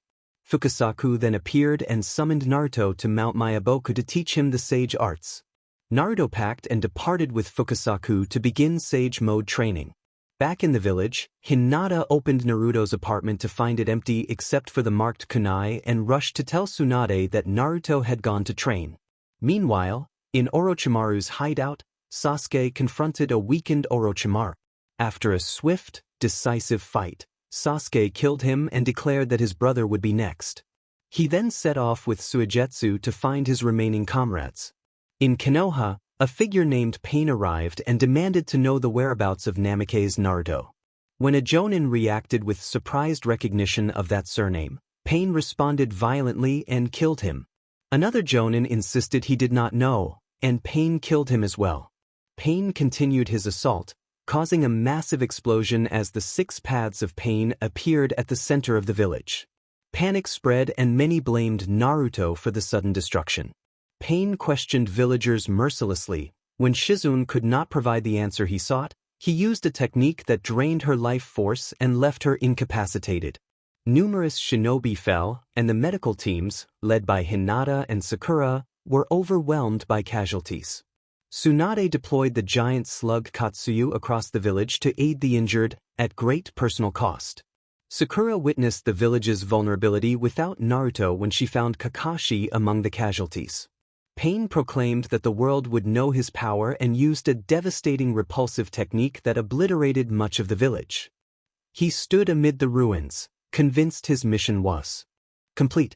While training sage arts on Mount Myaboku, Naruto sensed something wrong in Konoha and told Fukasaku he felt Pain's presence. He left 2 shadow clones behind, took a summoning scroll, donned a red cloak, and used his teleportation technique to return to the village. He had not yet learned to counter genjutsu, and that concern nagged at him. Sakura pleaded desperately for Naruto to come back. Naruto arrived to find the village largely destroyed. Surveying the devastation, Naruto summoned several of the largest toads from Mount Myaboku to aid him and stood atop them. In Sage mode, he could sense the chakra of those still in the village and began moving to help as best he could. Naruto asked coldly whether Kakashi, their teacher, was dead, and Tsunade looked at him with sadness. Naruto insisted that the enemy would not kill those who had acknowledged him. Pain moved to attack Tsunade, but Naruto threw a marked kunai and teleported. He then struck Pain with a spiral sphere and one of the attackers collapsed. Meanwhile, the toads Naruto had summoned fought the enemy's summoned creatures. The judgment path that had fallen revived again, however. Naruto realized the real enemy was not among the bodies around them and declared that the others were all fakes. He formed a spiral shuriken and prepared to strike. Tsunade warned him that he could not use that technique, but Naruto launched it with senjutsu. The judgment path avoided it, and Naruto smirked. He threw another marked kunai at the judgment path. The spiral shuriken manifested there and defeated it, preventing any further revivals. Everyone who remained alive watched the satisfying end of that clash. Pain acknowledged Naruto's mastery, and Naruto advanced toward the human path. Naruto unleashed a massive fire technique from the sky, sending 5 great fireballs. 4 of them hurtled toward the human path. He tried to block them but could not hold. The human path was taken down. 1 fireball flew toward the animal path, but Naruto's sage energy suddenly vanished. Naruto cursed under his breath, planning to use his remaining power at the end. From the fireball emerged one of Naruto's shadow clones holding a spiral shuriken in Sage mode. That clone's sage energy faded after the attack. To explain himself, Naruto summoned the clone and teleported it to the marked kunai concealed in the fireball. Pain remarked that Naruto likely no longer had sage energy, and Naruto responded with a defiant smile before summoning another clone. The new clone regained sage energy. Only the hunger path, the god path, and the mechanized path remained undefeated. Naruto formed multiple shadow clones with the shadow clone technique. They created spiral shuriken on both of Naruto's hands, and Naruto threw them at the mechanized and hunger paths. The targets evaded, but the spiral shuriken transformed into additional shadow clones that struck the mechanized and hunger paths from behind. Only the god path remained, but Naruto's sage energy expired. Naruto cursed his bad timing. Pain used his power to pull Naruto to the ground and immobilize him, and pain rods pierced Naruto to restrain him. Hinata, watching with her clairvoyant vision, saw Naruto in that state and ran forward despite her bodyguard being unable to stop her. Sakura shouted for Hinata not to go, reminding her of the rules, but Hinata did not listen and stood between Naruto and the attacker. Naruto begged Hinata to run away and told her she could not defeat this enemy and would likely be killed. Hinata insisted that she would protect him and that she would not give up, declaring she would follow her way as a ninja. She began to remove the chakra rods binding Naruto.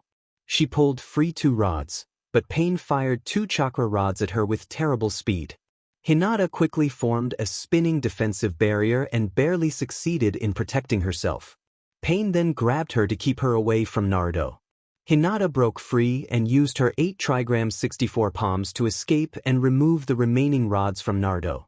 She freed him completely. Naruto pleaded with Hinata to leave, telling her she did not need to do this because he was not worth such risk.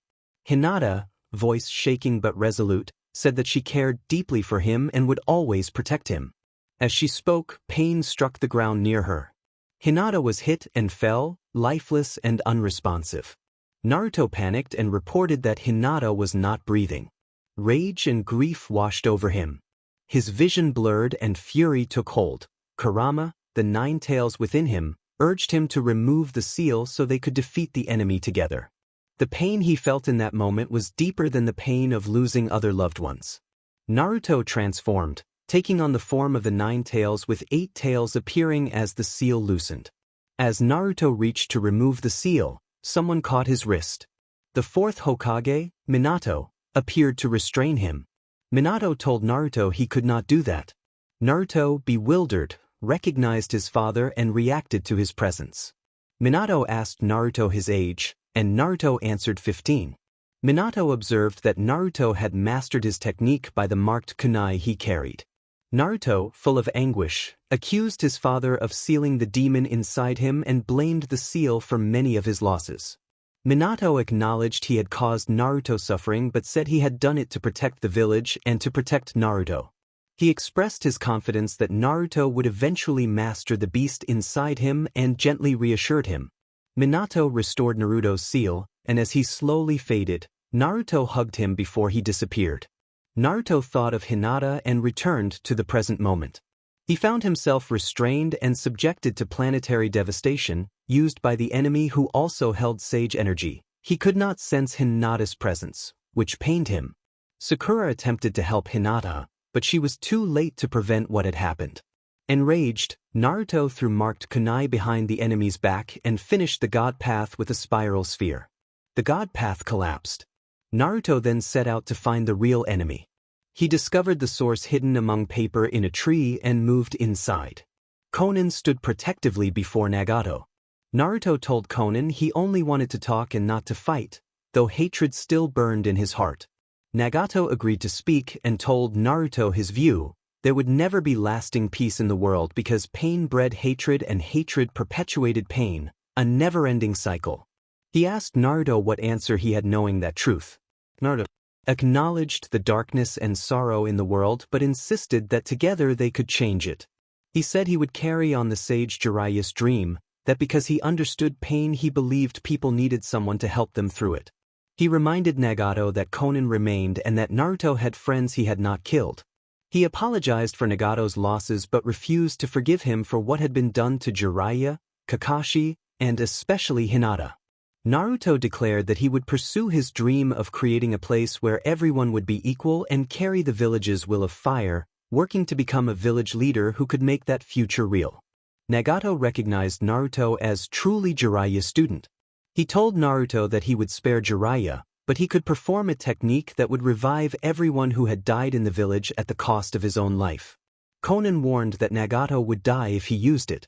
Nagato apologized to Konan, said he was going to be with Yahiko, and activated the reincarnation technique.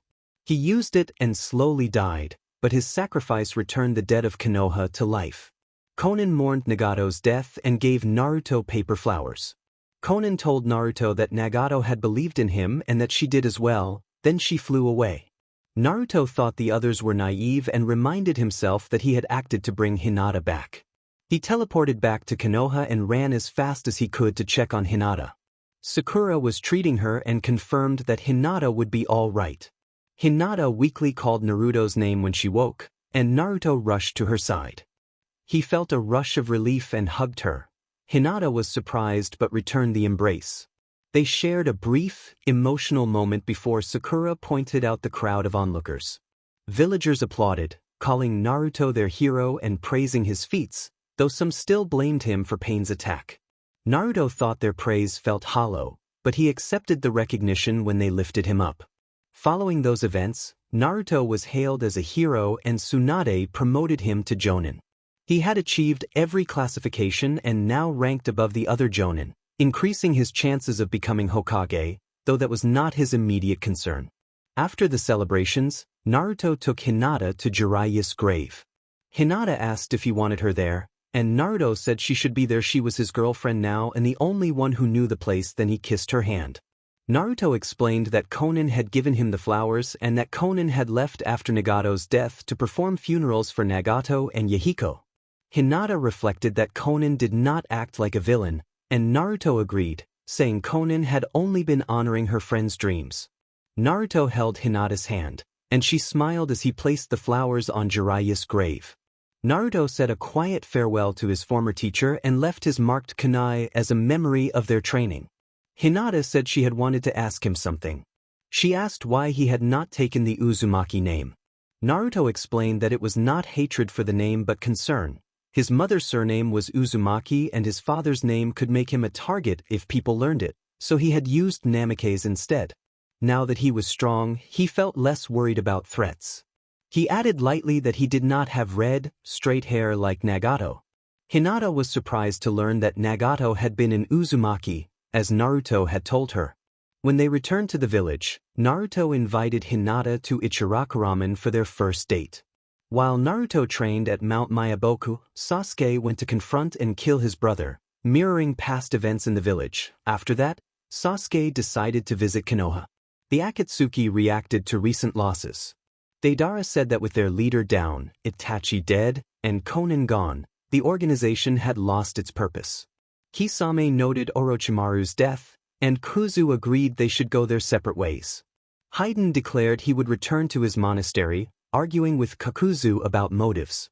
Deidara vowed to continue showing his art and to take on the new Yellow Flash.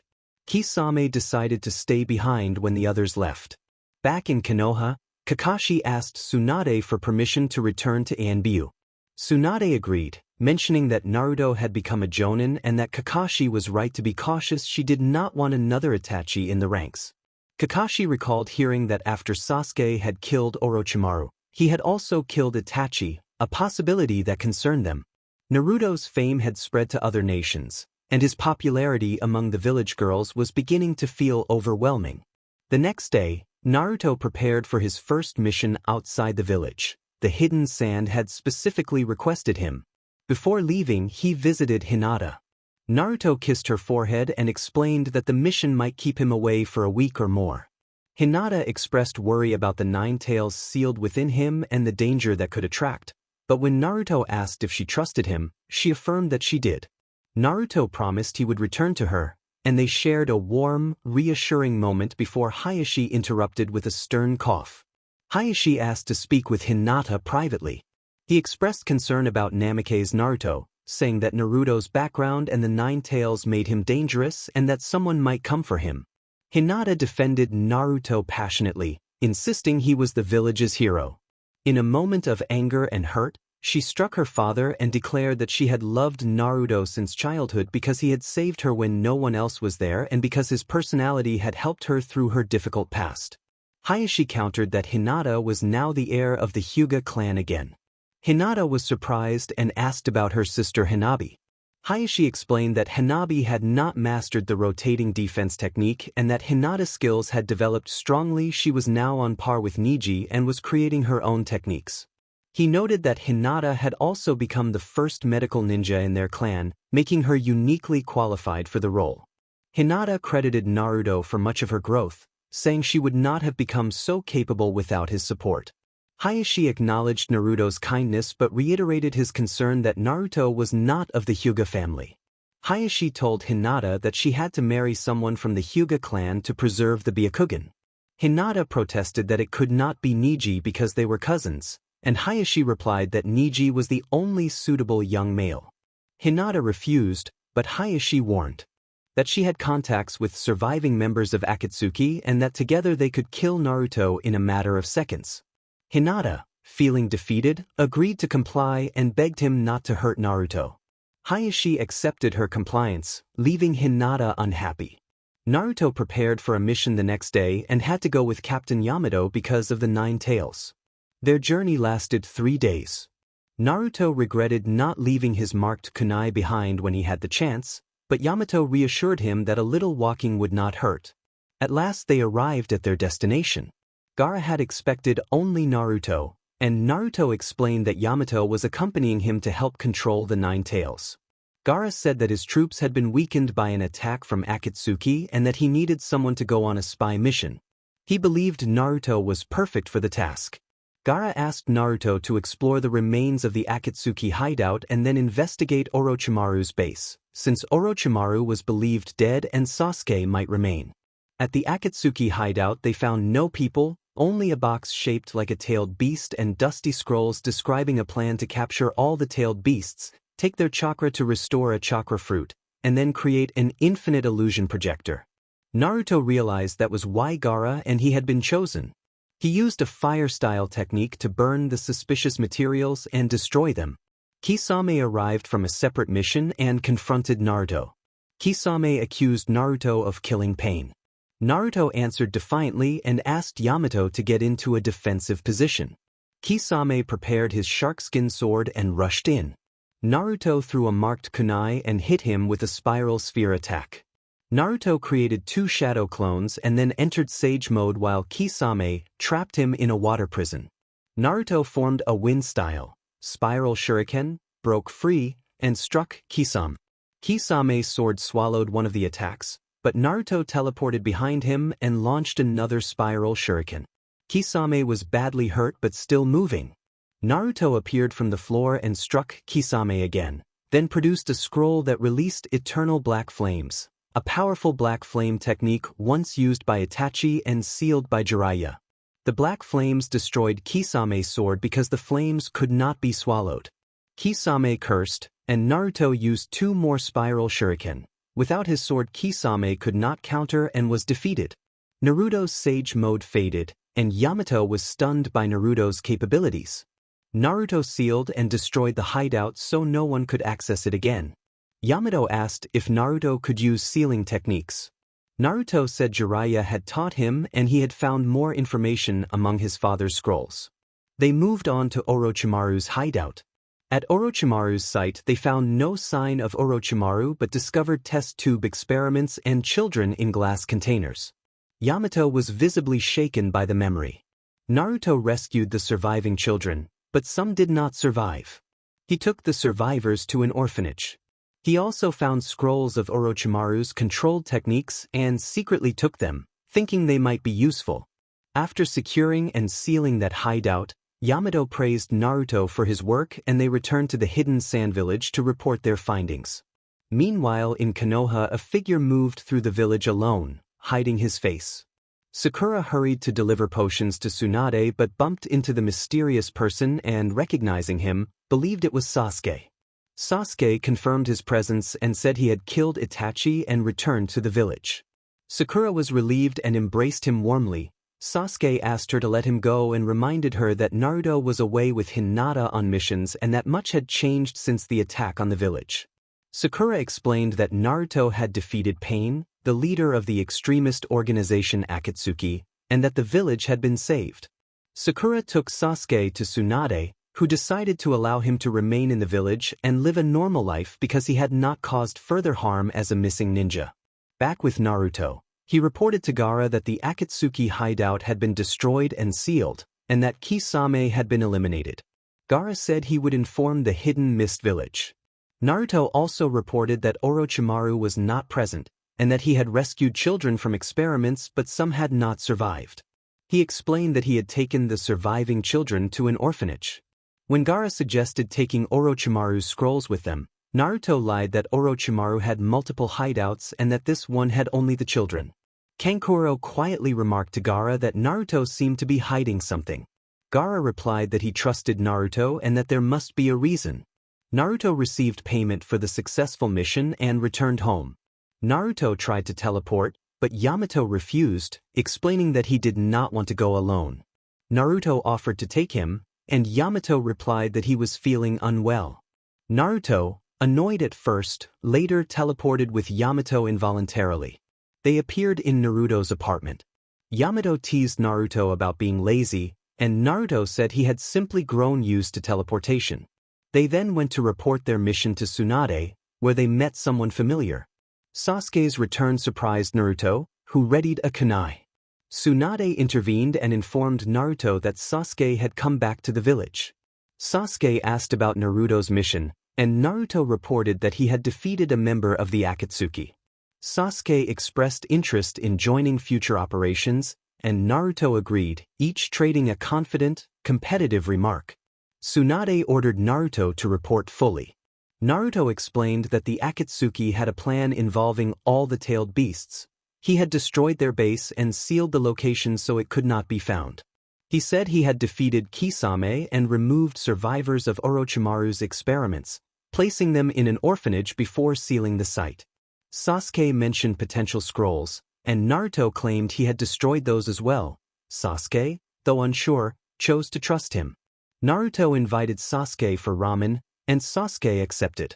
Naruto asked if Hinata could join them, and Sasuke said it was fine, assuming Hinata was Naruto's girlfriend. They joked about Sakura and old rivalries as they left. Later, Sasuke remarked that it felt strange that Hinata had been watching Naruto so closely. Naruto replied that he had noticed and called their girlfriends a little intense. The conversation shifted to recent events. Sasuke asked about Pain, and Naruto explained that defeating Pain would not bring his old teacher back. Naruto recounted that Pain had killed his sensei, and although he had acted in rage when Hinata and others were harmed, a technique had ultimately revived many people. Hinata had confessed her feelings during that crisis, and since then she and Naruto had been together. Sasuke dismissed the romance with a scoff, and Naruto shrugged it off. The mood changed when Danzo arrived at the office and made his presence known. He asked Tsunade to hand over Sasuke and Naruto to Root. Tsunade balked at the idea and refused to force them, telling Danzo to ask the young men himself. Danzo addressed Sasuke and Naruto, offering them positions in ANBU Root and explaining that Root operated in the shadows to protect the village. Naruto challenged Danzo, blaming him for failures during the Pain attack. Danzo countered by calling Naruto a village weapon and insisting the two boys would be valuable for Root because of their unique abilities. Danzo praised Naruto's heritage and seemed to imply he wanted Naruto for the power he could wield. Naruto suspected Danzo intended to control the fox within him.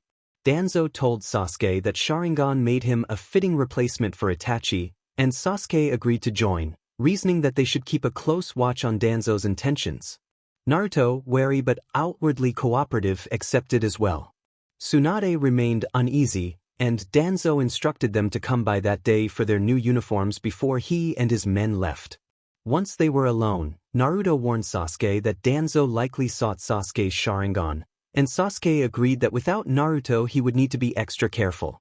They suspected Danzo wanted to control the tailed beast using Sharingan techniques.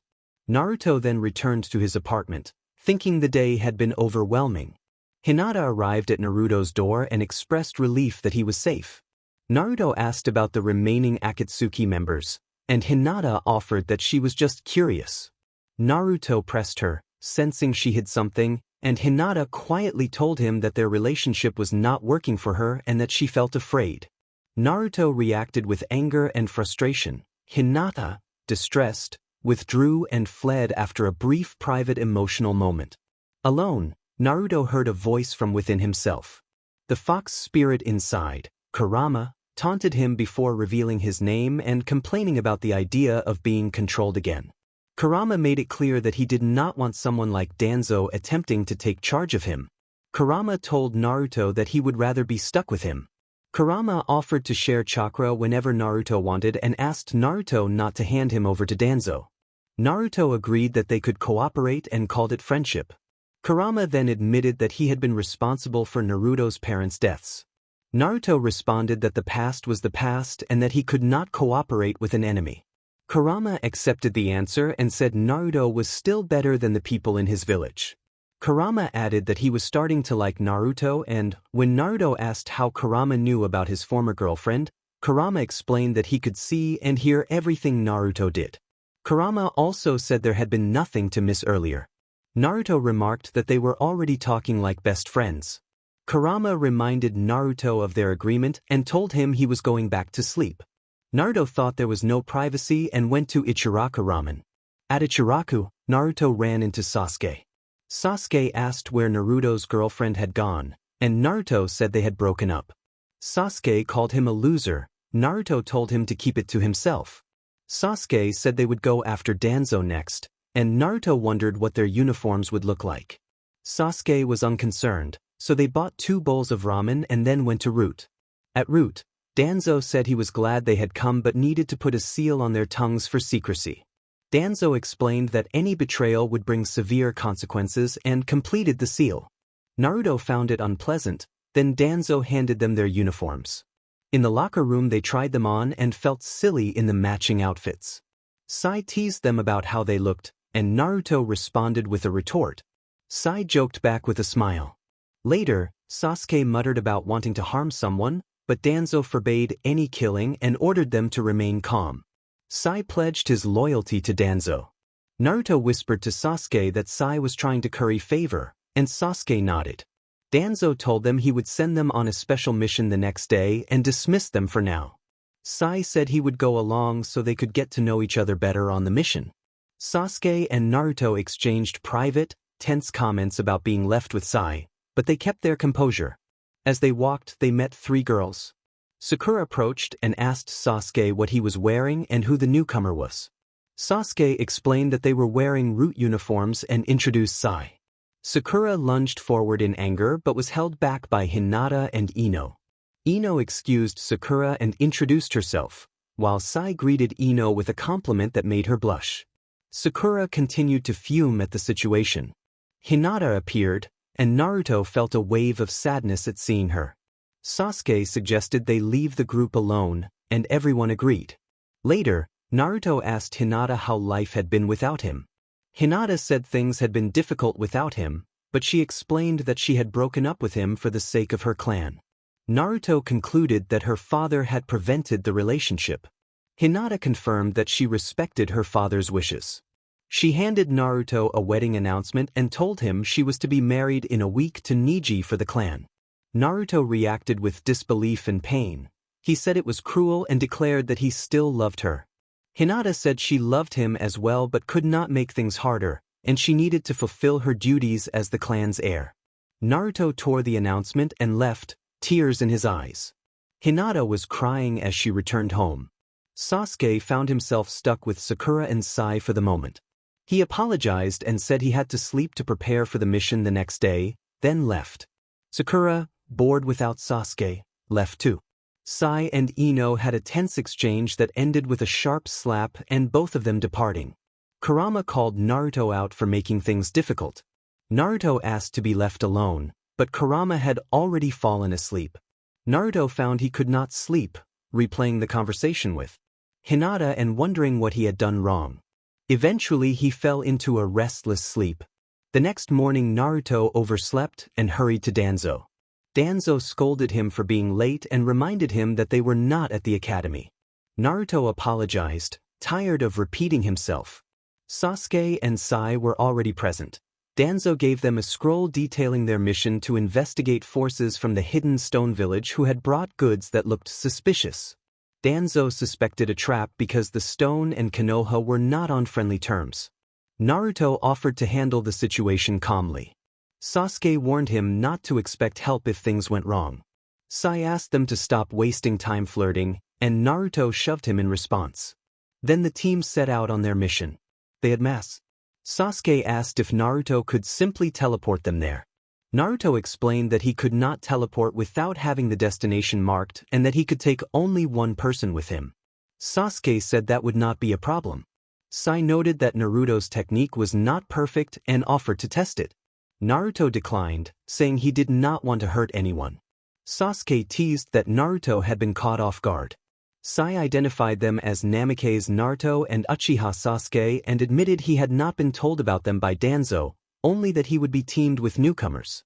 Naruto asked Sai for his name, and Sai replied that he was simply Sai. They nodded and moved on.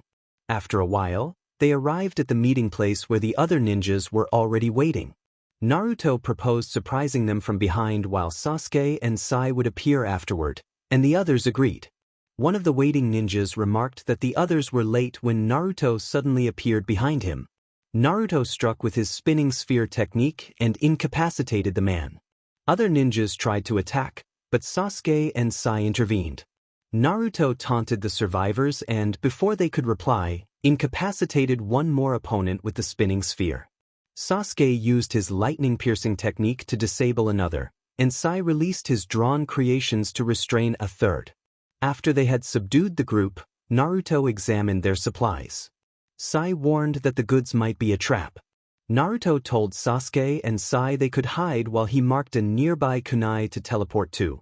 He opened the supplies and found a letter of reconciliation from the Stone Village leader addressed to the Hokage. The letter confirmed that Tsunade had been informed and was waiting for a reply. Sai confirmed there was no trap. Naruto warned Sasuke that their actions could provoke a war. Sasuke asked what he meant. Naruto explained that the visitors had come only to deliver an apology letter to the Hokage, and they had mistakenly taken violent action against them. Sai brushed off the concern, saying nothing bad had happened because Danzo had given them the mission. Naruto insisted they leave, and he teleported himself and Sasuke away, leaving Sai behind. They hurried to Tsunade. Naruto presented the reconciliation letter to Tsunade and urged that the situation was serious. Tsunade asked what was wrong, and Sasuke explained that they had received a mission to attack ninjas from the Stone Village, that the mission had warned it could be a trap, and that they had not been informed of the full context. Tsunade was alarmed and ordered a formal apology letter to be sent to the Stone Village leader. She wrote the report, and then Naruto and Sasuke returned to see Danzo. Sai was already there. Danzo demanded where they had been and noted that Sai had said they had teleported directly. Naruto lied that he had accidentally teleported them somewhere else, which had delayed them. Danzo admonished Naruto to improve his technique compared to his father's, and Naruto nodded. He and Sasuke left. On the way, a group of young women recognized Naruto and greeted him excitedly. Sasuke moved on, leaving Naruto to deal with the attention.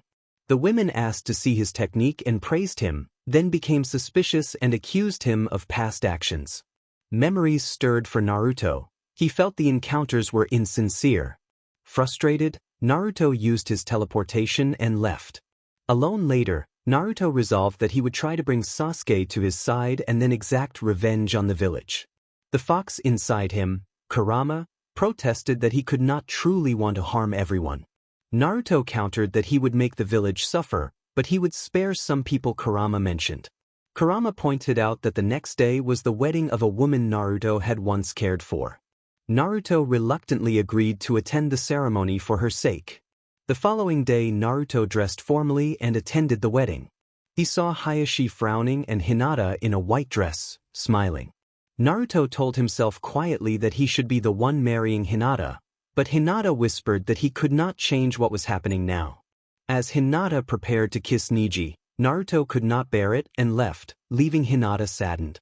Across the border, the Stone Village leader reacted angrily to the apology letter and declared she would not be mocked. Her subordinate advised against a full-scale war because the other village still had Namake's Naruto and that could be dangerous. She decided instead to send a warning in the form of a demonstration and checked whether Deidara was available. When informed that he was, she resolved to use his art to send a message. Danzo planned to be away on business for 3 days and entrusted Sai with watching over Naruto and Sasuke.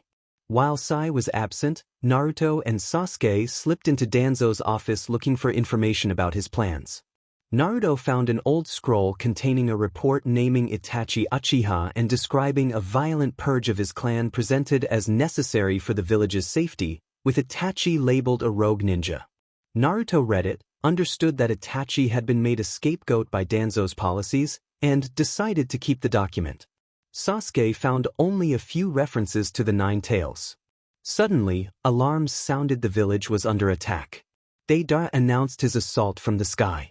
Naruto, seeing an opportunity, used shadow clone technique to create a decoy and moved to confront Deidara.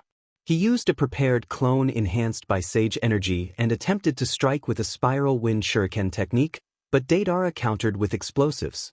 Naruto teleported back to Sasuke and avoided the blast. Sasuke demanded that they save the village. Naruto handed him the report he had found and told him to read it. They argued briefly, and then Naruto outlined a plan to escape while Sasuke brooded over his desire for revenge for his brother. Deidara used his last clay to form a massive explosive and launched it toward them. The village acted a protective barrier to shield itself. When Deidara looked where Naruto and Sasuke had stood, the pair were gone, and a large crater marked the point of impact. Deidara gloated loudly over the destruction, claiming victory and taunting the villagers that their famous yellow flash had been taken along with his Uchiha adversary. The villagers were frightened and confused as leaders in the village scrambled to assess the damage and the losses. Their hero was gone. Hinata screamed in anguish and then began to weep. Sakura wept as well. Deidara left the scene and departed. His task was finished. The whole village sank into a heavy gloom and had no energy to pursue him. Meanwhile, in the forest, Naruto sighed with relief at having escaped close danger and Sasuke wondered where they were. Naruto explained that they stood at the perverted sage's grave and produced his marked kunai. Sasuke insisted they leave it where it had been so no one would notice its disappearance. Naruto noted that only Hinata knew the place and returned the kunai. Sasuke then led Naruto to one of Orochimaru's secret sealed hideouts no one had yet found. Naruto confessed that his plan had begun long ago, back in the academy. He told Sasuke that he had grown up resented and treated like a monster, and that Orochimaru's revelations had deepened his bitterness toward the village. He said that, after defeating Pain, the village had suddenly celebrated him while many still blamed him for attracting danger because of the 9 tails. He revealed that he had felt used by the Hokage as a weapon to maintain balance between nations and that he could not imagine being happy staying there. Sasuke observed that Naruto had been hiding his true feelings. Sasuke pointed out that Naruto's staged death had hurt Hinata and warned that it might cause her great emotional harm. Naruto dismissed that concern, saying Hinata's family circumstances and marriage meant he no longer felt responsible for her. Sasuke did not accept that dismissal. Naruto retorted that Sasuke had treated Sakura like an annoyance. Sasuke confirmed that he had never cared for her. Naruto joked in his usual way about avoiding commitments. After a tense exchange, they agreed to press on with their plan. Back in the Hidden Leaf Village, the leadership kept the truth of Naruto and Sasuke's presumed deaths from the other nations. Deidara returned to his usual place and did not inform the Earth leaders of what had happened. The next day the village held a funeral. Sakura and Hinata remained at the gravesite longer than most. Sakura wondered if Naruto might have somehow teleported them away. Hinata recalled that Naruto had all his kunai at home and then realized that he had left a marked kunai at the perverted sage's grave. The two women hurried there with hope but found only the marked kunai and no other clues. Hinata sobbed again. Sakura urged them to return home, and Hinata reluctantly agreed. The following day Hinata visited the spot where she had been with Naruto at the perverted sage's funeral. She made a small grave marker for him, laid yellow roses, and placed his marked kunai there from her home. She prayed quietly for his safety, though she understood it might be in vain. That same day Danzo returned and reacted with disbelief and fury to the news of their deaths, demanding to know why they had been allowed to die. Others explained that the blast had been enormous and that Naruto and Sasuke had not survived. Danzo refused to accept that explanation and suggested the deaths might have been deliberate. He ordered Sai to search for any sign of them.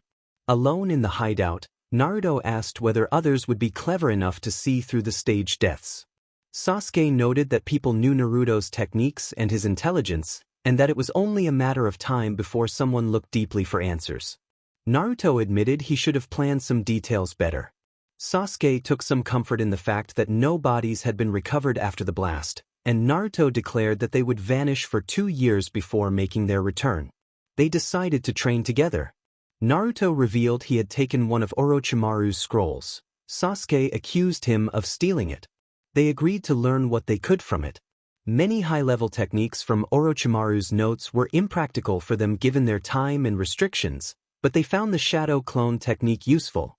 Naruto taught Sasuke his version of the shadow clone technique, and Sasuke, who had been unable to use it before, picked it up in a week.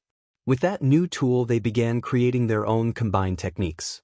Sasuke focused on lightning release, while Naruto experimented with combining water release and fire release with his spiral sphere. The first attempts produced effects like a rotating fire-like sphere that could fell a tree faster than a normal spiral sphere. Naruto learned to cut through a tree with a water-enhanced spiral sphere, and he worked to combine wind release with fire and water.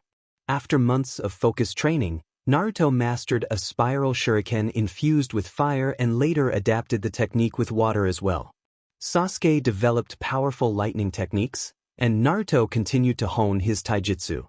Sasuke also pursued senjutsu and summoned snakes, returning months later much stronger. Sai searched for them but could not find the hideout, partly because of Naruto's sealing techniques. 1 year later, Hinata was married to Neji by family arrangement. Neither had wanted the marriage, both accepted it for the sake of their clans. Neji felt duty-bound to protect Hinata and never took advantage of the situation. Hinata still loved Naruto, even 2 years after his presumed death. She had not moved on, and Neji understood this. They did not display affection in private either, they slept in separate beds.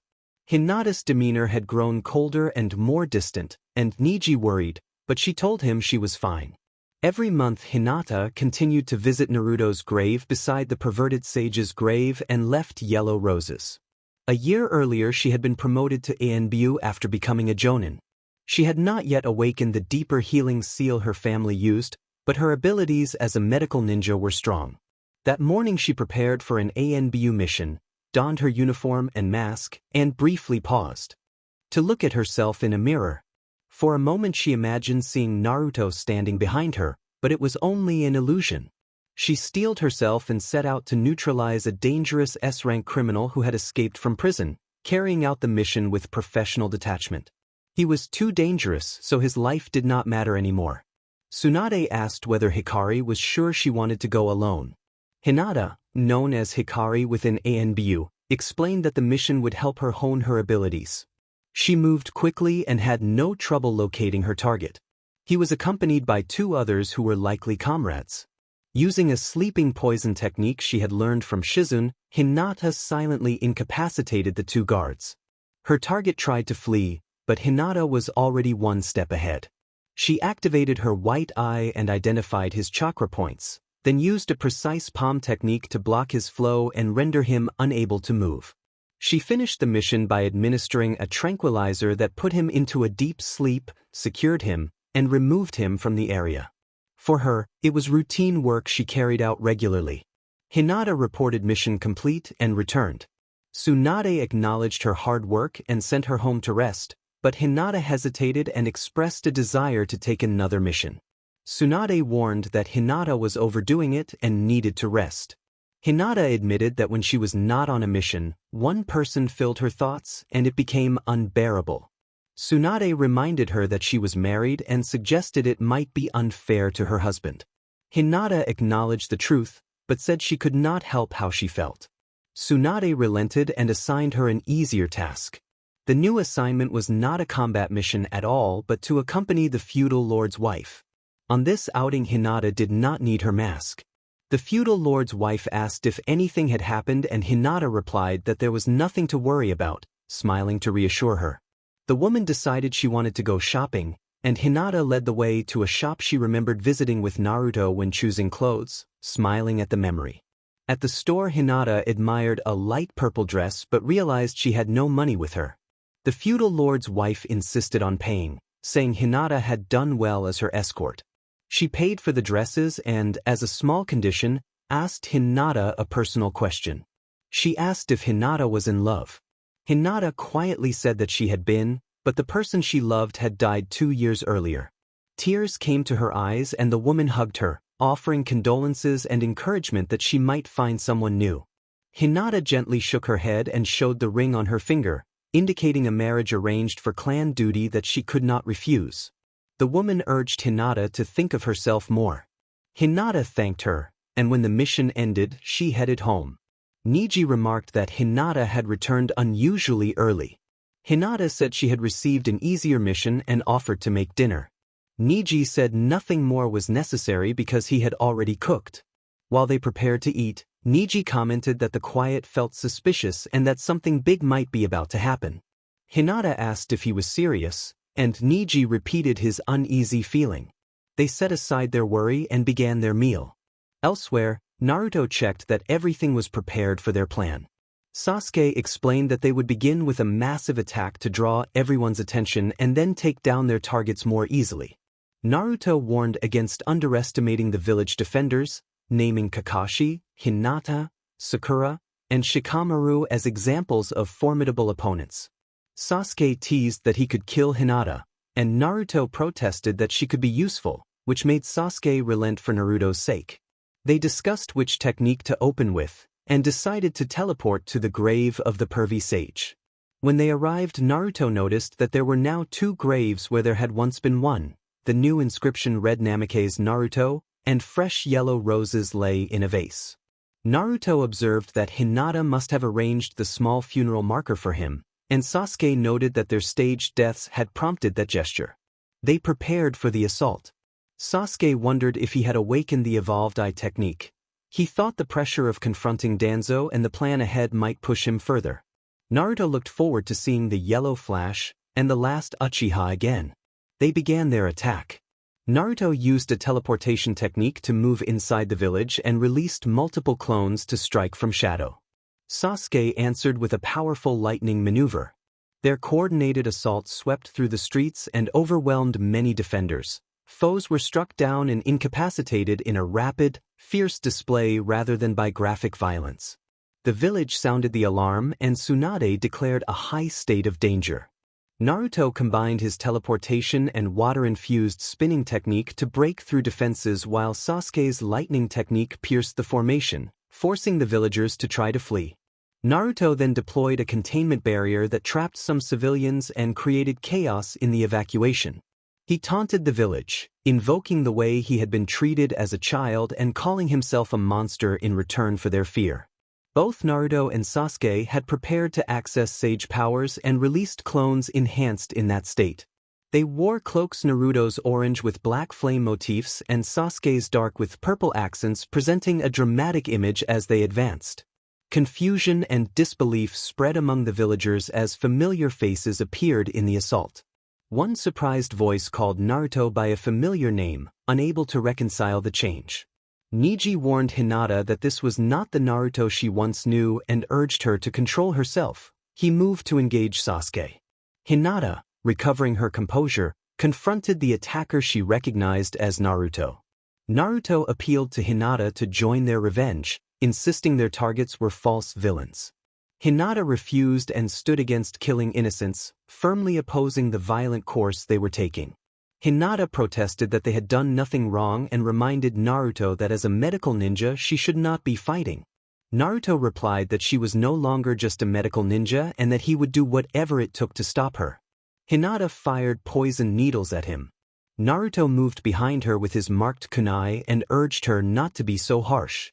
Hinata responded by kicking him. He barely reacted and taunted that she wanted to play dirty. He then used a diversionary trick, briefly adopting a ridiculous appearance that left Hinata flustered before he reverted to normal. Naruto summoned shadow-cloned shuriken and launched an attack. Hinata used a spinning defense to intercept, then threw more needles. Naruto blocked them with his kunai and told her the attack would not affect him. He warned that he did not want to seriously hurt her, or he would have used a far more dangerous technique. A strong wind jutsu struck Hinata and knocked her off balance. She drew her katana and prepared to fight. Hinata channeled her chakra into her blade and activated a fast, precise technique she had trained to protect the village. The blade flashed at incredible speed and grazed Naruto, leaving him visibly shaken on his face and shoulder. Realizing he needed to be careful, Naruto sent a shadow clone behind Hinata and retrieved his kunai. The clone struck her with a powerful rotating chakra sphere that drove her forward. She was hurt but still determined to defend the village. She rushed back toward him. Hinata attempted to use her Byakugan to target his chakra points, but Naruto's speed and taijutsu allowed him to evade the strikes. When Hinata braced for another blow, Naruto reached out and tried to calm the moment with a brief, earnest gesture, telling her he had missed her. Hinata, upset and hurt, rebuked him and pushed away, tears forming as she kept her distance. Naruto then struck her, and Hinata collapsed, unconscious. Naruto spoke quietly over her as she fell. Nearby, Sasuke had already defeated Neji with overwhelming force. The sudden arrival of Danzo escalated the chaos. Danzo accused them of harming the village and compared them unfavorably to past threats. Sasuke activated his Mangekyo Sharingan. He announced that Naruto's opponent was his responsibility and warned Naruto to keep others from interfering. Naruto moved in to confront the remaining foes. As the battle continued, Sakura arrived, having rushed from her duties as a medical ninja when she heard Sasuke's name. She ran toward him while Naruto remained engaged in combat. Danzo seized the moment, capturing Sakura as a hostage when Sasuke prepared a lightning attack. Danzo declared that taking her prevented him from being targeted. Sasuke told Sakura to stay still, and she felt a brief, shaky sense of safety. In the confusion, an unintended burst of chakra from Sasuke's lightning technique struck Sakura and she collapsed from the impact. Naruto accused Sasuke of harming his comrade and called him a monster. Sasuke summoned his powerful defense. In the end, Danzo made a desperate, final choice to stop the immediate threat to the village and sacrificed himself. With Danzo gone, Sasuke declared his revenge complete and surrendered himself. He told Naruto that he had avenged his brother and had no further reason to continue. Naruto protested that Sasuke could not give up so easily and warned he would face punishment, but Sasuke handed himself over to the authorities. Naruto attempted to draw on Kurama's power, but the fox's influence surged and Naruto lost control. Yamato moved in to suppress the beast chakra, and Naruto was overwhelmed and subdued. He was defeated and placed in the same cell as Sasuke. Inside the cell, Naruto demanded to know why Sasuke had surrendered so readily. Sasuke explained that with his revenge fulfilled he no longer had reason to keep fighting. Naruto reacted with anger and frustration, lamenting their ruined training and the damage the conflict had caused to the village, including many lives lost. Sasuke spoke of feeling empty and of honoring those who had protected him in the past. The two men argued and then, exhausted, settled into silence. Later, Naruto admitted he still intended to pursue his dream of joining ANBU, insisting that his experiences with Root and Danzo had only strengthened his resolve. Sasuke noted his companion's stubborn streak. Their guardian announced visitors, teasing that two girls had come to see them. Hinata arrived, disappointed but relieved to see Naruto alive. She asked why he had staged his death. Naruto explained that it had been part of a plan and that he had not actually died. Hinata slapped him in stunned relief. Naruto apologized sincerely for the pain he had caused. Hinata, overwhelmed with emotion, embraced him and expressed how glad she was that he was alive. Naruto returned the hug, and the moment remained tender but restrained. Sakura, recovering from her injuries, told Sasuke how glad she was that he had returned despite everything that had happened. Sasuke insisted that he was a dangerous person and told her to leave him alone, but Sakura replied that she would not abandon him. She had been hurt when he had left before, and she refused to let him go again. Sasuke reminded her that he was a prisoner for the moment. Their superiors shared that, after Danzo's death, investigators had uncovered connections between him and Orochimaru and troubling information about how Root had operated. Because of these discoveries, there was hope that Sasuke and Naruto would be released soon. The news offered a small measure of relief and a tentative sense of possibility for the future. Sasuke asked why Naruto had been made the hero and not him. Sakura explained that Sasuke had been a victim of revenge and that she had testified on his behalf. She added that his voluntary surrender had worked in his favor and that Naruto had been easier to capture without him. Sasuke asked if she had done all that for him, and Sakura nodded. Sakura then mentioned that Hinata had testified for Naruto, and Sasuke hugged her. Sasuke thanked Sakura for not giving up on him. Sakura blushed and returned the hug. The guardian announced that time was over, and Hinata and Sakura left. Naruto observed that not everything was bad, and Sasuke agreed. Sasuke said they would be released soon, and Naruto reacted with surprise. Sasuke asked whether Hinata had told him, and Naruto admitted he had not because he had been distracted earlier. Sasuke called him hopeless. Naruto pointed out that Sasuke was no better, and they agreed that they were both hopeless. They were released from the prison the following week and went to see Tsunade. Tsunade asked the boys what they could tell her about the incident. Naruto apologized and asked if they could remain in the village.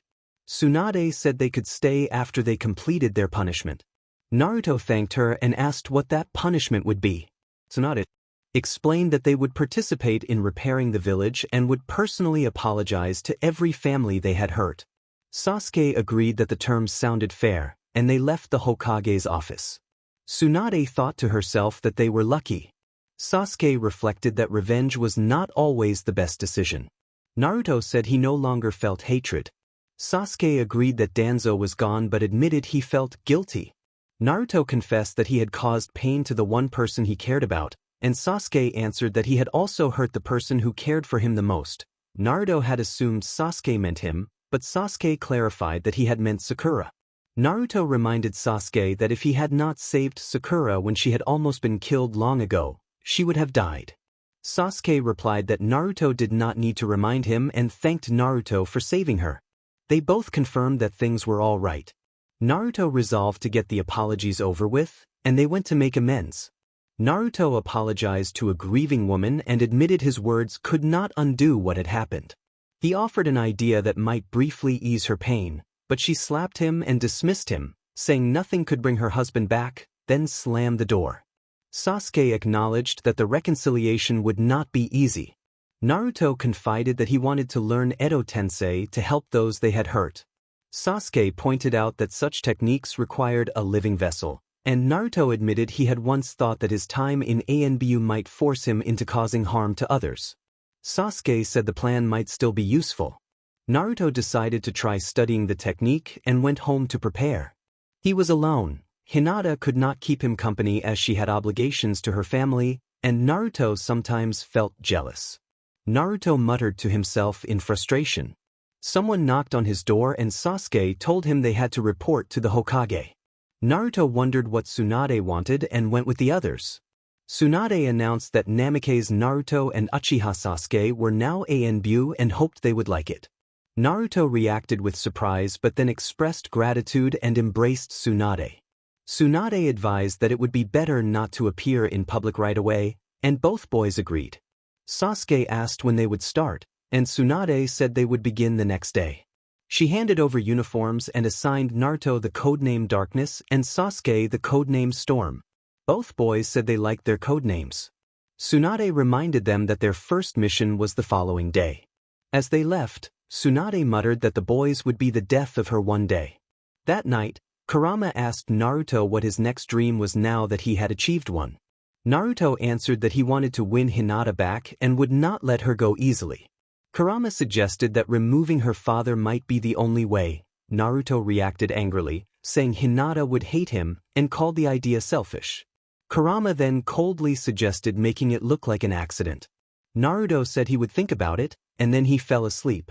The next day, Naruto went to the boys' locker room and met Sasuke and Sai. Sai teased that he had thought they were still prisoners. Sasuke explained that the Hokage had secured their release. Sai remarked that they were lucky and implied they were Tsunade's favorites. Naruto brushed the remark off and dressed. He thought he looked good in the uniform and felt proud of his style. Sasuke also cut a sharp figure.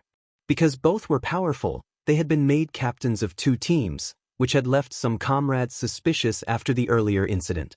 Naruto now led his team on a dangerous mission to gather intelligence on remaining members of Akatsuki, tracking their positions and activities. He told the team to put on masks and prepare to depart. They ignored him and openly challenged his leadership, accusing him of endangering them. Naruto acknowledged their distrust but insisted they follow the mission. One teammate even threatened to kill Naruto and appoint a new captain. As the teammates drew their weapons, Naruto moved in a blur and disarmed them all, leaving the team stunned. Naruto explained that his quick action had been how he would protect them and asked if anyone still had concerns. The team praised him and apologized for their earlier behavior. Naruto accepted their apologies and proceeded with the plan. He had prepared a strategy and assigned positions on the map: Sai to position B, Satoshi to position C, Shinji to position D, Shu to position E, with Naruto himself at position A. The team nodded in acknowledgement. Naruto then mentioned that an enemy tracking specialist would be joining them soon. Shinji guessed the specialist would be Hikari. Naruto acknowledged that Shinji knew her, and Satoshi added that Hikari had been their captain before Naruto took command. Naruto noted that the plan sounded promising. Shu observed that the mission target was extremely beautiful, though he had never seen her without a mask. Naruto thought aloud that girls probably had a separate locker room. Hinata then appeared suddenly wearing a mask. Naruto recognized the familiar black hair and remembered Hinata. Because Naruto was the only one in the village with blonde hair, Hinata recognized him as well. Hinata asked Captain Yami to explain the plan. Shinji questioned whether Yami was the captain's nickname. Hinata pointed out that Naruto had not told his team his nickname. Naruto replied that Hinata was being a little rude. Hinata countered that Naruto was being a little irresponsible. Shu whispered that he supported the pairing, and others agreed. Naruto told the team to call him Captain Yami. Hinata said that Naruto should have used that title a long time ago. Naruto warned Hinata to be prepared for the mission and admitted he had started to doubt her abilities after her late arrival. Hinata insisted she had been on time and accused Naruto of impatience. Naruto had no response. Naruto laid out the plan and noted that as the tracking specialist Hinata should go first. When Hinata said she should go last, Naruto assumed she had a special ability. Hinata confirmed that she did and initially refused to reveal it. Naruto insisted he needed to know as captain to make strategy decisions. Hinata revealed that her ability was the white eye. Naruto acknowledged the information and the team took their positions. Naruto explained that their targets were surviving members of the Akatsuki, Dora, Haiden, and Q. They had permissions from other nations except the land of Earth, and an operation with Root was still unresolved, so Deidara was temporarily off the list. They were searching for Kazu, who was probably near Hidden Waterfall Village. Hinata reminded Naruto that the mission had originally involved Root. Naruto told her to pay attention. The team set off, with Naruto leading and Hinata at the rear, which reminded them all of the mission to find Sasuke. Halfway there, Naruto dispelled 2 shadow clones to prepare for entering Sage Mode to sense chakra. Hinata used her white eye to scan for chakra and saw an unusual signature near Hidden Waterfall Village. Hinata reported that she thought she had found the target. Naruto confirmed Sage Mode was ready, released his remaining shadow clone, and immediately felt Kakuzu's chakra. Naruto ordered the team to follow him. He concealed another shadow clone in case Kakuzu launched an attack. When they reached the spot, Kakuzu was not visible. Kakuzu revealed himself and taunted the ANBU, claiming he would check his target list. He used his threads to try to capture them, but the threads first ensnared shadow clones. Naruto then appeared behind Kakuzu, prepared with a spiraling sphere. Kakuzu recognized Naruto and mentioned the boy's reputation as a spiraling sphere specialist and as the Jinchuriki who had stood against pain. Naruto retaliated and disabled one of Kakuzu's multiple hearts. Kakuzu was surprised that he was still alive in spite of the attack. He warned that he still had several hearts and threatened the team, then used his threads to try to restrain them further, suggesting that he intended to claim the hearts of their comrades. Naruto and his team launched a coordinated assault and managed to neutralize 2 of Kakuzu's auxiliary hearts. Kakuzu, realizing he had been found, struck at Shinji. Naruto worried for his teammate but reacted quickly with a technique that severed the threads before Kakuzu could act. Hinata moved behind Kakuzu and applied a technique to disrupt his nervous system, immobilizing him. Naruto praised Hinata's work. Kakuzu declared he was not finished and caused his remaining hearts to manifest as 2 elemental constructs, one using fire and the other water. Naruto called out for earth techniques. Shu volunteered and engaged one of the constructs. Naruto unleashed a powerful spiraling wind shuriken, which destroyed one of Kakuzu's remaining hearts. Kakuzu, cornered, captured Hinata with his threads and threatened to take Naruto's heart if she died. He removed her mask and tried to silence her. Naruto reacted with fury and hurled a marked kunai, but Kakuzu caught it in his threads. Naruto's thrown kunai transformed into a shadow clone prepared in Sage Mode. Naruto then used a spiraling wind shuriken from wind release to break Kakuzu's hold and free Hinata. Naruto quickly teleported back with her. With his remaining defenses neutralized, Kakuzu was defeated. Hinata was breathing heavily but alive. Naruto expressed enormous relief and embraced her, holding her close. He then kissed her gently on the forehead in a tender, relieved gesture. Satoshi teased that the captain was romantic, and Sha joked that their ship was now canon. Sai remarked that the two were lovers in real life. Shinji tried to point out Naruto's prowess in the fight, but the others were distracted by the affectionate moment. Naruto eventually broke away from Hinata and confronted Sai after overhearing a teasing remark about their relationship. Naruto grabbed Sai's collar and gave him a cold glare. Sai explained it had just been a teasing comment. Kurama's voice spoke up in Naruto's mind. Naruto introduced the Nine Tails, his tailed beast, and explained that he was the tailed beast host. The team reacted with surprise and curiosity. Some had not been present during Naruto's earlier fight with Pain and did not know about it. Naruto put his mask back on and told Hinata, whom he also called Hikari, to put her mask on too since the mission was finished. Hinata reminded him that they needed to remove the body. Naruto admitted he had forgotten and asked her to take care of it and then catch up with them. Hinata agreed. Shinji thanked Naruto for saving his life, and Naruto replied that it was his duty.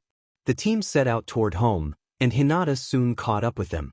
Naruto checked that Hinata was all right and she nervously affirmed that she was.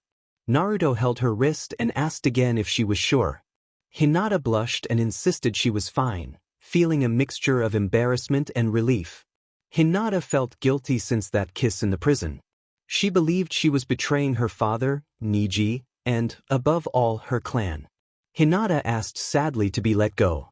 Naruto asked what she meant. Hinata told him to let go of her hand and ran away. Satoshi questioned the captain about what had been done to her, and Naruto, confused, said he did not know.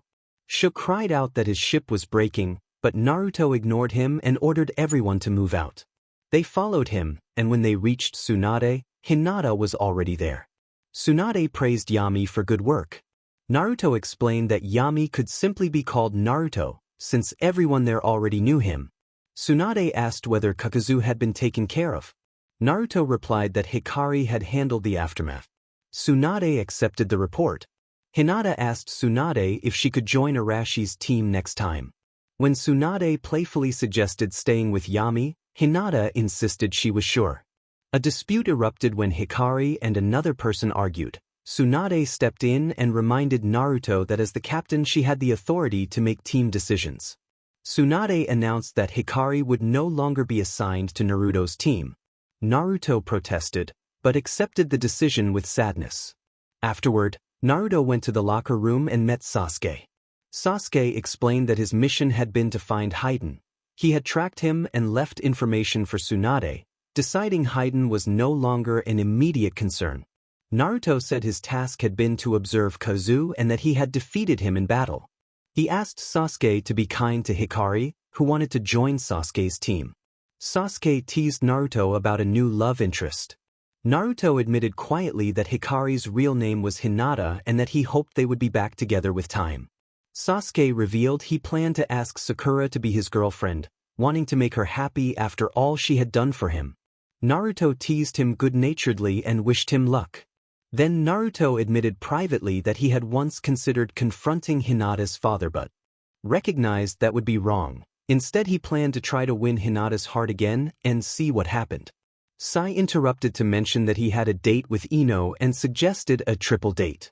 Naruto offered to take Hinata, while Sai would take Sakura and Sasuke would come along.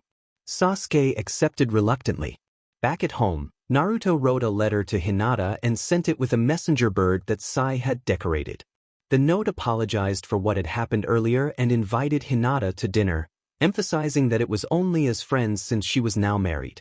Naruto waited anxiously for a reply. At home, Niji asked Hinata about the mission. Hinata said it had gone well and mentioned their new captain, Yami. Niji commented that it was an odd name. Hinata apologized and said she was tired, then went to rest. Later, a bird arrived with Naruto's letter. Hinata read it and considered the invitation. She decided that one friendly dinner would not hurt and wrote back. Before leaving, she told Niji she was going to dinner with a friend, then left quickly. Naruto watched nervously until a bird returned with Hinata's reply. She agreed to go if it was just a friendly dinner and said Ino had given her the details. Naruto celebrated quietly. Hinata still had the mark on her shoulder that Naruto had placed long ago, so Naruto used it to reappear beside her. He greeted her and explained that, when they had been together, he had put a mark on her so he could reach her if needed. Hinata startled and scolded him, saying he did not need to use the mark for something as simple as dinner and demanding that he not do it again. Naruto agreed reluctantly. They arrived at the restaurant where their friends were waiting. Ino greeted them, and the group took a table for 6. A waiter addressed Naruto with a flirtatious remark. Hinata smiled. To deflect the attention, Naruto declared that he and Hinata would order together and pointed at a salad. The waiter left in a huff. Sasuke protested about being ignored, but Hinata's smile faded when Naruto's casual comment had implied she was his. Naruto quickly apologized, explaining he had only said it to get the waiter away and had not meant to mislead her. Hinata's expression changed to one of discomfort. She said she felt unwell and decided to go home. Naruto ran after her and asked what was wrong. Hinata told him she believed it was better for both of them not to meet like that anymore. When Naruto asked why, she replied that she loved Neji and did not want to give Naruto false hope. Naruto demanded that she say it again, that she no longer loved him and that she loved Neji. Hinata repeated the words to his face and then left. Naruto stood alone and told himself it was over. She did not love him anymore. Kurama commented that Naruto was giving up too easily, and Naruto silenced the voice, determined to sort out his feelings in his own way. Naruto insisted he would not ruin her happiness. Kurama told him to do as he thought and fell asleep again. Naruto cursed under his breath and left home. In the forest near the hidden waterfall village, Zetsu observed that even Kozu was dead. Someone stepped out of the trees and announced that they had been looking for Zetsu. Back in Konoha, the next day Naruto was summoned to the Hokage's office. Tsunade handed him a letter she had found while searching through Jiraiya's things and explained that Jiraiya had written it in case he did not return from his mission. Jiraiya had instructed Naruto that once he let go of the hatred in his heart, he should travel to the hidden cloud village, where he would find a Jinchuriki named Killer Bee who could help him with the 9 tails. Naruto stared at the address with tears in his eyes, startled that the destination was the hidden cloud village. Tsunade said she would inform the Raikage and that, given past arrangements, the Raikage would likely agree. She offered to send Naruto there for up to a year if he wanted. Naruto resolved that this was what he needed and agreed to go. Tsunade told him to prepare, and Naruto promised he would not disappoint Jiraiya, whom he called the pervy sage in his mind. Before leaving, Naruto asked Erasure to let Hikari act as captain of his team while he was gone, and he explained that he needed to train with another Jinchuriki. Sasuke teased him about why he wanted Hikari. Naruto said he had already given up on her and that she had been the team's captain before him. Sasuke suggested Naruto ask Hikari himself. Naruto admitted she did not want to see him and asked Sasuke to speak to her on his behalf. Sasuke agreed, and Naruto thanked him, saying he owed him one. A week later, as Naruto prepared to depart from the coast, Hinata ran up to him to say goodbye. She reached out shyly, made sure no one else was watching, and offered a quiet, heartfelt farewell that left both of them flushed. Naruto touched his lips, wondering if it had truly happened. Kurama commented on Naruto's reaction and the two argued briefly about whether Hinata was truly happy in her marriage. Kurama teased Naruto about not recognizing the truth, and Naruto resolved to try to master the 9 tails. Kurama refused outright, insisting he would not be controlled and reminding Naruto of past betrayals. He refused to allow Naruto to master him. Naruto vowed to keep trying and boarded the ship bound for the hidden cloud village. The journey took a week. On arrival, Naruto introduced himself to the Raikage and requested training from the Raikage's brother, Killer Bee. The Raikage said his brother might see him but admitted that he was busy and handed Naruto concert tickets, telling him to go there. Confused, Naruto left to find Killer Bee. At the venue, Naruto heard an energetic rap performance and met Motoi, one of Killer Bee's associates, who recognized him. When Killer Bee noticed Naruto, Naruto explained that he had come to be trained as a Jinchuriki. Killer Bee refused, saying he would not train a youngster and that he had a concert to prepare for. He explained that the Raikage approval did not equal his own. Killer Bee left for his performance. Motoi told Naruto that Killer Bee lived for his music and was difficult to persuade, and that his students often spent their time trying to sell tickets to support him. Naruto asked where those students might be, and Motoi directed him to the training grounds near the Raikage's office. On the training grounds, Naruto found Karui, Omoi, and Samui arguing about unsold tickets. When they realized who he was, they asked what he wanted. Naruto offered to help sell the tickets, and they handed them to him, hopeful that someone of his reputation might succeed where they had not. Naruto moved toward the square to try to sell the tickets, calling out that he had tickets to the famous rapper Killer Bee and becoming the center of attention. Naruto loudly offered autographs so everyone could hear him. Several enthusiastic fans answered, and he managed to sell about half of the tickets. Some fans made embarrassing requests and Naruto felt uncomfortable. Frustrated that only half had been sold, Naruto went to find Killer Bee. He handed over the remaining tickets and asked for training. Killer Bee asked why Naruto was giving him the tickets and said he would think about training him. Naruto slammed the door in anger and left while Killer Bee prepared for his concert. Naruto did not want to give up. Everyone in the village believed he would become a true Jinchuriki, and he was determined not to disappoint them, especially Hinata. When Naruto checked whether the people who had bought tickets had arrived, he found the crowd was even larger than expected. He spotted Motoi and then Killer Bee himself announced that the famous Namikaze Naruto would sing with him. Killer Bee shone a light on Naruto and urged him on despite Naruto's protests that he could not sing. Reluctantly, Naruto went up on the podium as the music began. Killer Bee opened with a fast, confident rap full of bold imagery and rapid-fire lines, showing off his stage presence. Naruto followed with a powerful, high-energy verse that tapped into inner strength and transformation, delivering it with passion. Their performance combined bravado and theatrical flair, and the crowd reacted loudly. After the performance, the audience erupted in cheers and boos in turn. Some people expressed their disapproval by throwing tomatoes at Killer Bee. Many fans loved Naruto and surged toward him in excitement. Feeling overwhelmed, Naruto pushed through the crowd and managed to escape into a nearby drainage channel, where he hid until the fans dispersed. Killer Bee found him outside and confirmed the crowd had mostly gone. Naruto confronted Killer Bee angrily about the situation. Killer Bee told him he had performed well and reminded him that Naruto still had much to learn. He then offered to train Naruto properly, saying that the One-Tails Jinchuriki would join them as well.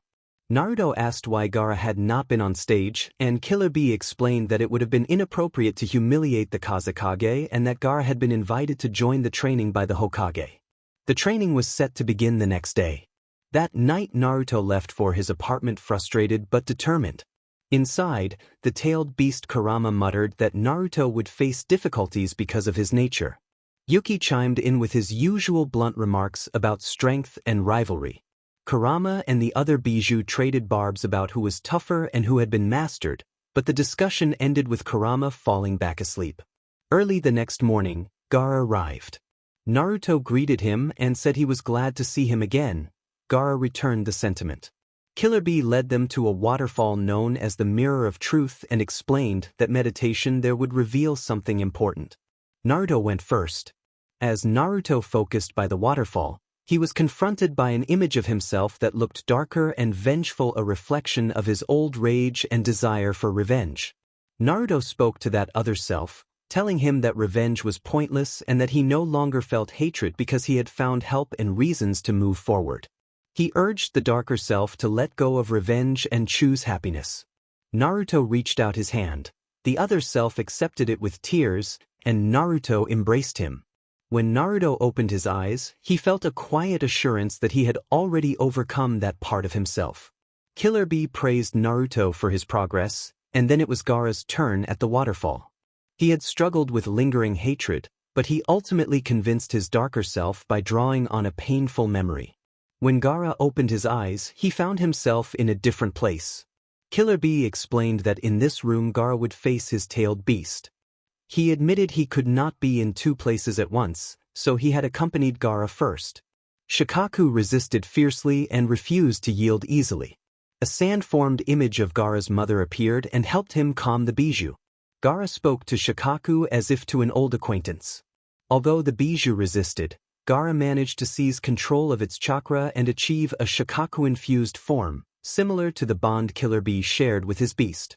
Naruto then appeared in his subconscious, where Kurama waited. He drew the sealing key that called Gamamaru from the toads of Mount Mayaboku. Kurama launched a tailed beast ball, and Naruto used the Flying Thunder God technique to slip behind the fox. He created at least 20 shadow clones and each formed an enormous Rasengan infused with Senjutsu. The barrage weakened Kurama, but it was not finished. When Naruto's clones tried to draw Kurama's chakra, Kurama began to pull at Naruto's chakra in return. The tide turned and Naruto began to falter. Killer Bee decided to help when he saw half of Naruto shifting toward a four-tails form, but Naruto was already unconscious. Naruto woke to find a red-haired woman nearby. He realized she must be his mother and rushed to embrace her. Kushina smiled and told him she had wanted to meet him. Naruto responded with excitement and youthful awkwardness, clearly thrilled to know she was the woman Minato had loved. Kushina asked about his life, and Naruto shared his story. He told her about the person who had supported him in childhood, someone who had been the only one to cheer for him and who had once confessed love to him. He admitted that he had made mistakes that hurt that person emotionally and physically and that he regretted his actions deeply. Although that person had forgiven him and later married someone else, Naruto still hoped there might be a chance. Kushina listened with sympathy. Kushina then told Naruto how she and Minato had fallen in love and recounted the events that led to their deaths. Naruto reacted with frustration and guilt, insisting that they should not have sacrificed themselves for him. Kushina told him firmly that they had made their choice believing it was the right thing to do and that he would understand one day. Naruto blamed himself and said that if she had not been P-Arginine with him, things might have been different. Kushina explained that Minato had been overjoyed when she told him she was expecting, and that the decision to protect their son had been the best they could do. She also told him that Jiraiya had given him his name. Naruto revealed that Jiraiya had died 4 years ago and Kushina comforted him, acknowledging how important Jiraiya had been to him. She said that Jiraiya would have been proud. After a moment, Kushina told Naruto she did not have much time but that she wanted to help him with Kurama. Back in the confrontation, chains of chakra materialized and bound Kurama. Kushina's presence and Naruto's resolve allowed Naruto to draw Kurama's chakra into himself. Kurama howled in anger and blamed Naruto, but the fox's power was drained. Naruto promised Kurama that he would work to free them both from hatred, and Kushina told Naruto she was proud before she had to leave. Naruto clung to her and pleaded for her to stay. She told him she had to go to his father and said her goodbyes. Naruto cried as she vanished, and the bond they briefly formed left a deep mark on him. In the real world, Gaara noticed Naruto's tears and expressed concern. Before long, Naruto began to emanate a golden chakra, and Killer Bee observed that Naruto had achieved a chakra mode. Naruto credited his mother for helping him unlock it. Gaara revealed that the image of his own mother had aided him too, though it had been a form created from sand. Yuki made a wry remark about Kurama's strength, and the tailed beasts bickered among themselves in their usual blunt manner. Shikaku voiced his displeasure at the exchange. Killer Bee told the group that Naruto would need training to control his new power and suggested they stay for a year so he could teach them.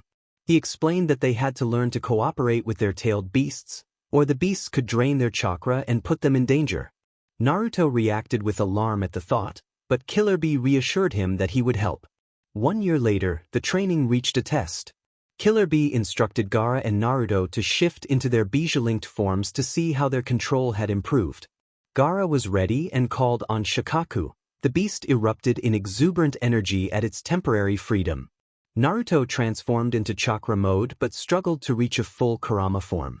After several attempts, he exhausted his chakra and could maintain the mode for only about 20 minutes. Killer Bee observed that Kurama was not cooperating fully, and Yuki asked the fox what was wrong. The training continued with focused instruction and patient effort as they worked to build a stronger, more balanced bond with the tailed beasts. Kurama refused to be anyone's SLV. Naruto urged him to cooperate for his own good, but Kurama rejected the idea. Naruto wondered why he had ended up with Kurama instead of any other tailed beast and pleaded again for Kurama not to be stubborn. Kurama said he had nothing to tell Naruto. Naruto admitted he had taken some of Kurama's chakra, apologized for doing it so rudely, and explained he had done it for good reasons, insisting that together they would be unstoppable, but Kurama ignored him. Naruto felt exasperated. Gaara advised Naruto to be patient and suggested that Kurama might begin to cooperate with time. Naruto agreed to wait. Killer Bee announced that their training would end with a special event. Naruto groaned at the idea of performing, while Gaara worried about maintaining his dignity as Kazekage. Killer Bee produced flashy stage outfits for them, rapper-style clothes complete with caps and accessories. He handed Gaara a full costume, and then gave Naruto the same outfit with an orange shirt. Naruto accepted, though Gaara hesitated before agreeing to join once Naruto did. Kurama thought Naruto looked foolish. Tickets for the event sold out. Killer Bee had promised to keep Gaara's identity secret, but the posters still listed the performers as Namikaze Naruto, Kazekage Gaara and Killer Bee. Gaara threatened revenge, half in anger and half in jest. Naruto reminded him not to take it literally. That evening they put on their outfits and sunglasses and went to Killer Bee's stage. Killer Bee introduced his friends with boisterous pride, while the crowd clamored for Naruto and Gaara and hurled tomatoes at Killer Bee. He basked in the attention. Gaara thought that the crowd clearly wanted the other two rather than the theatrics. Killer Bee performed a fast, energetic rap about friendship and loyalty, emphasizing the importance of standing by one's comrades. Naruto and Gaara joined in with call-and-response lines about fighting and facing hardship together. The crowd loved the performance, though reactions to Killer Bee himself were mixed. After the show they thanked Killer Bee and went home. Naruto looked forward to seeing Hinata again. 1 week later, Sakura recognized Naruto on the street and greeted him warmly. They talked about the year that had passed and the recent concert. Naruto winced at the reminder, and Sakura said she was glad she had not witnessed the performance firsthand. Sakura mentioned that Tsunade had told her about Naruto's return to active duty, and Naruto confirmed that he planned to resume his ANBU position. Naruto visited Tsunade, who asked about his training. He reported that Killer Bee had been both foolish and incredibly strong, and that he now had Kyuubi's chakra under better control. Tsunade expressed relief and granted his request to be reinstated to ANBU. Everything seemed to be settling into place. Hinata returned from a mission with her team. Naruto greeted her warmly and gave her a small box containing a fox-shaped necklace, explaining that it was meant to remind her of him and to comfort her if she was ever frightened, and that he would come to her aid if she were in danger. The narrator noted silently that this was a promise Naruto might not be able to keep. Hinata thanked him, apologized for having to leave, and departed with Neji. Naruto observed that Hinata was still close to Neji and tried not to let it trouble him. He ran into Shikamaru, who was keeping Temari company on an excursion. Shikamaru clarified that Temari was merely traveling and that he was accompanying her. Naruto confirmed that he felt stronger now, and Shikamaru nodded. Missions continued. Sasuke remained Naruto's close friend, and the situation with Hinata was complicated but manageable. Because Naruto had not yet fully bonded with Kurama, Sasuke still held the distinction of being the village's strongest, though Naruto was closing the gap. One day Tsunade summoned Naruto to her office and told him something consequential, marking the beginning of a new chapter in his life. To be continued. Naruto was 7 years old and had just begun attending the academy. The class was full of new students he did not know. Their teacher introduced himself as Yumino Irika and told the students they could call him Teacher Irika, explaining that he would be their teacher until they graduated. Naruto asked when the lesson would end, curious and impatient. Irika, watching Naruto, privately thought about the fox he associated with the boy. When Irika informed Naruto that the lesson would not end so soon, Naruto questioned how Irika knew his name. Another student, Kiba, responded by calling Naruto a monster, and Hinata tried to say that he was not a monster, but no one heard her. Naruto wondered why everyone called him a monster and what he might have done to deserve it. Irika sternly ordered the teasing to stop and continued the lesson. Naruto spent the class thinking about the insults and the way people looked at him. Irika later told Naruto to pay attention to the class, and Naruto insisted he was paying attention, adding his habitual, "believe it." Sasuke muttered to himself that Naruto was an idiot. A few hours later, Naruto finally went home and again noticed the cold, wary looks from elders in the village. One mother warned her child to stay away because the boy was dangerous, and another father cautioned his son not to play with Naruto because they did not know what he might do. At a street stall selling masks of the village's masked special guards, Naruto lingered to look at a mask, but the salesman shoved him away. The salesman angrily told Naruto to go and called him a fox brat. Other elders gathered and glared at Naruto. Naruto protested silently that he had done nothing wrong, but the salesman insisted he did not want the mask after Naruto had touched it, then threw it back at him. Naruto began to sob and ran away. He passed happy children with their parents and wished his own parents were there. When Naruto reached home, he was alone and opened a box of instant ramen. The third Hokage asked how his first day at the academy had gone. Naruto replied that it had been bad, saying life felt the same as always. The third Hokage told him not to speak like that because his parents would not have wanted him to feel that way. Naruto angrily replied that it did not matter when his parents were not there, then left for his room. Hiruzen privately thought of Kushina and felt apologetic. The next day at school was much the same, but Naruto began acting foolish on purpose to get attention. He was not actually foolish. At home he knew much of what they were learning and showed a cleverness that hinted at his lineage. At school he pretended not to know things, though at home he understood them well. Then the day came when the students were paired for a practice where they would spar and test their skills.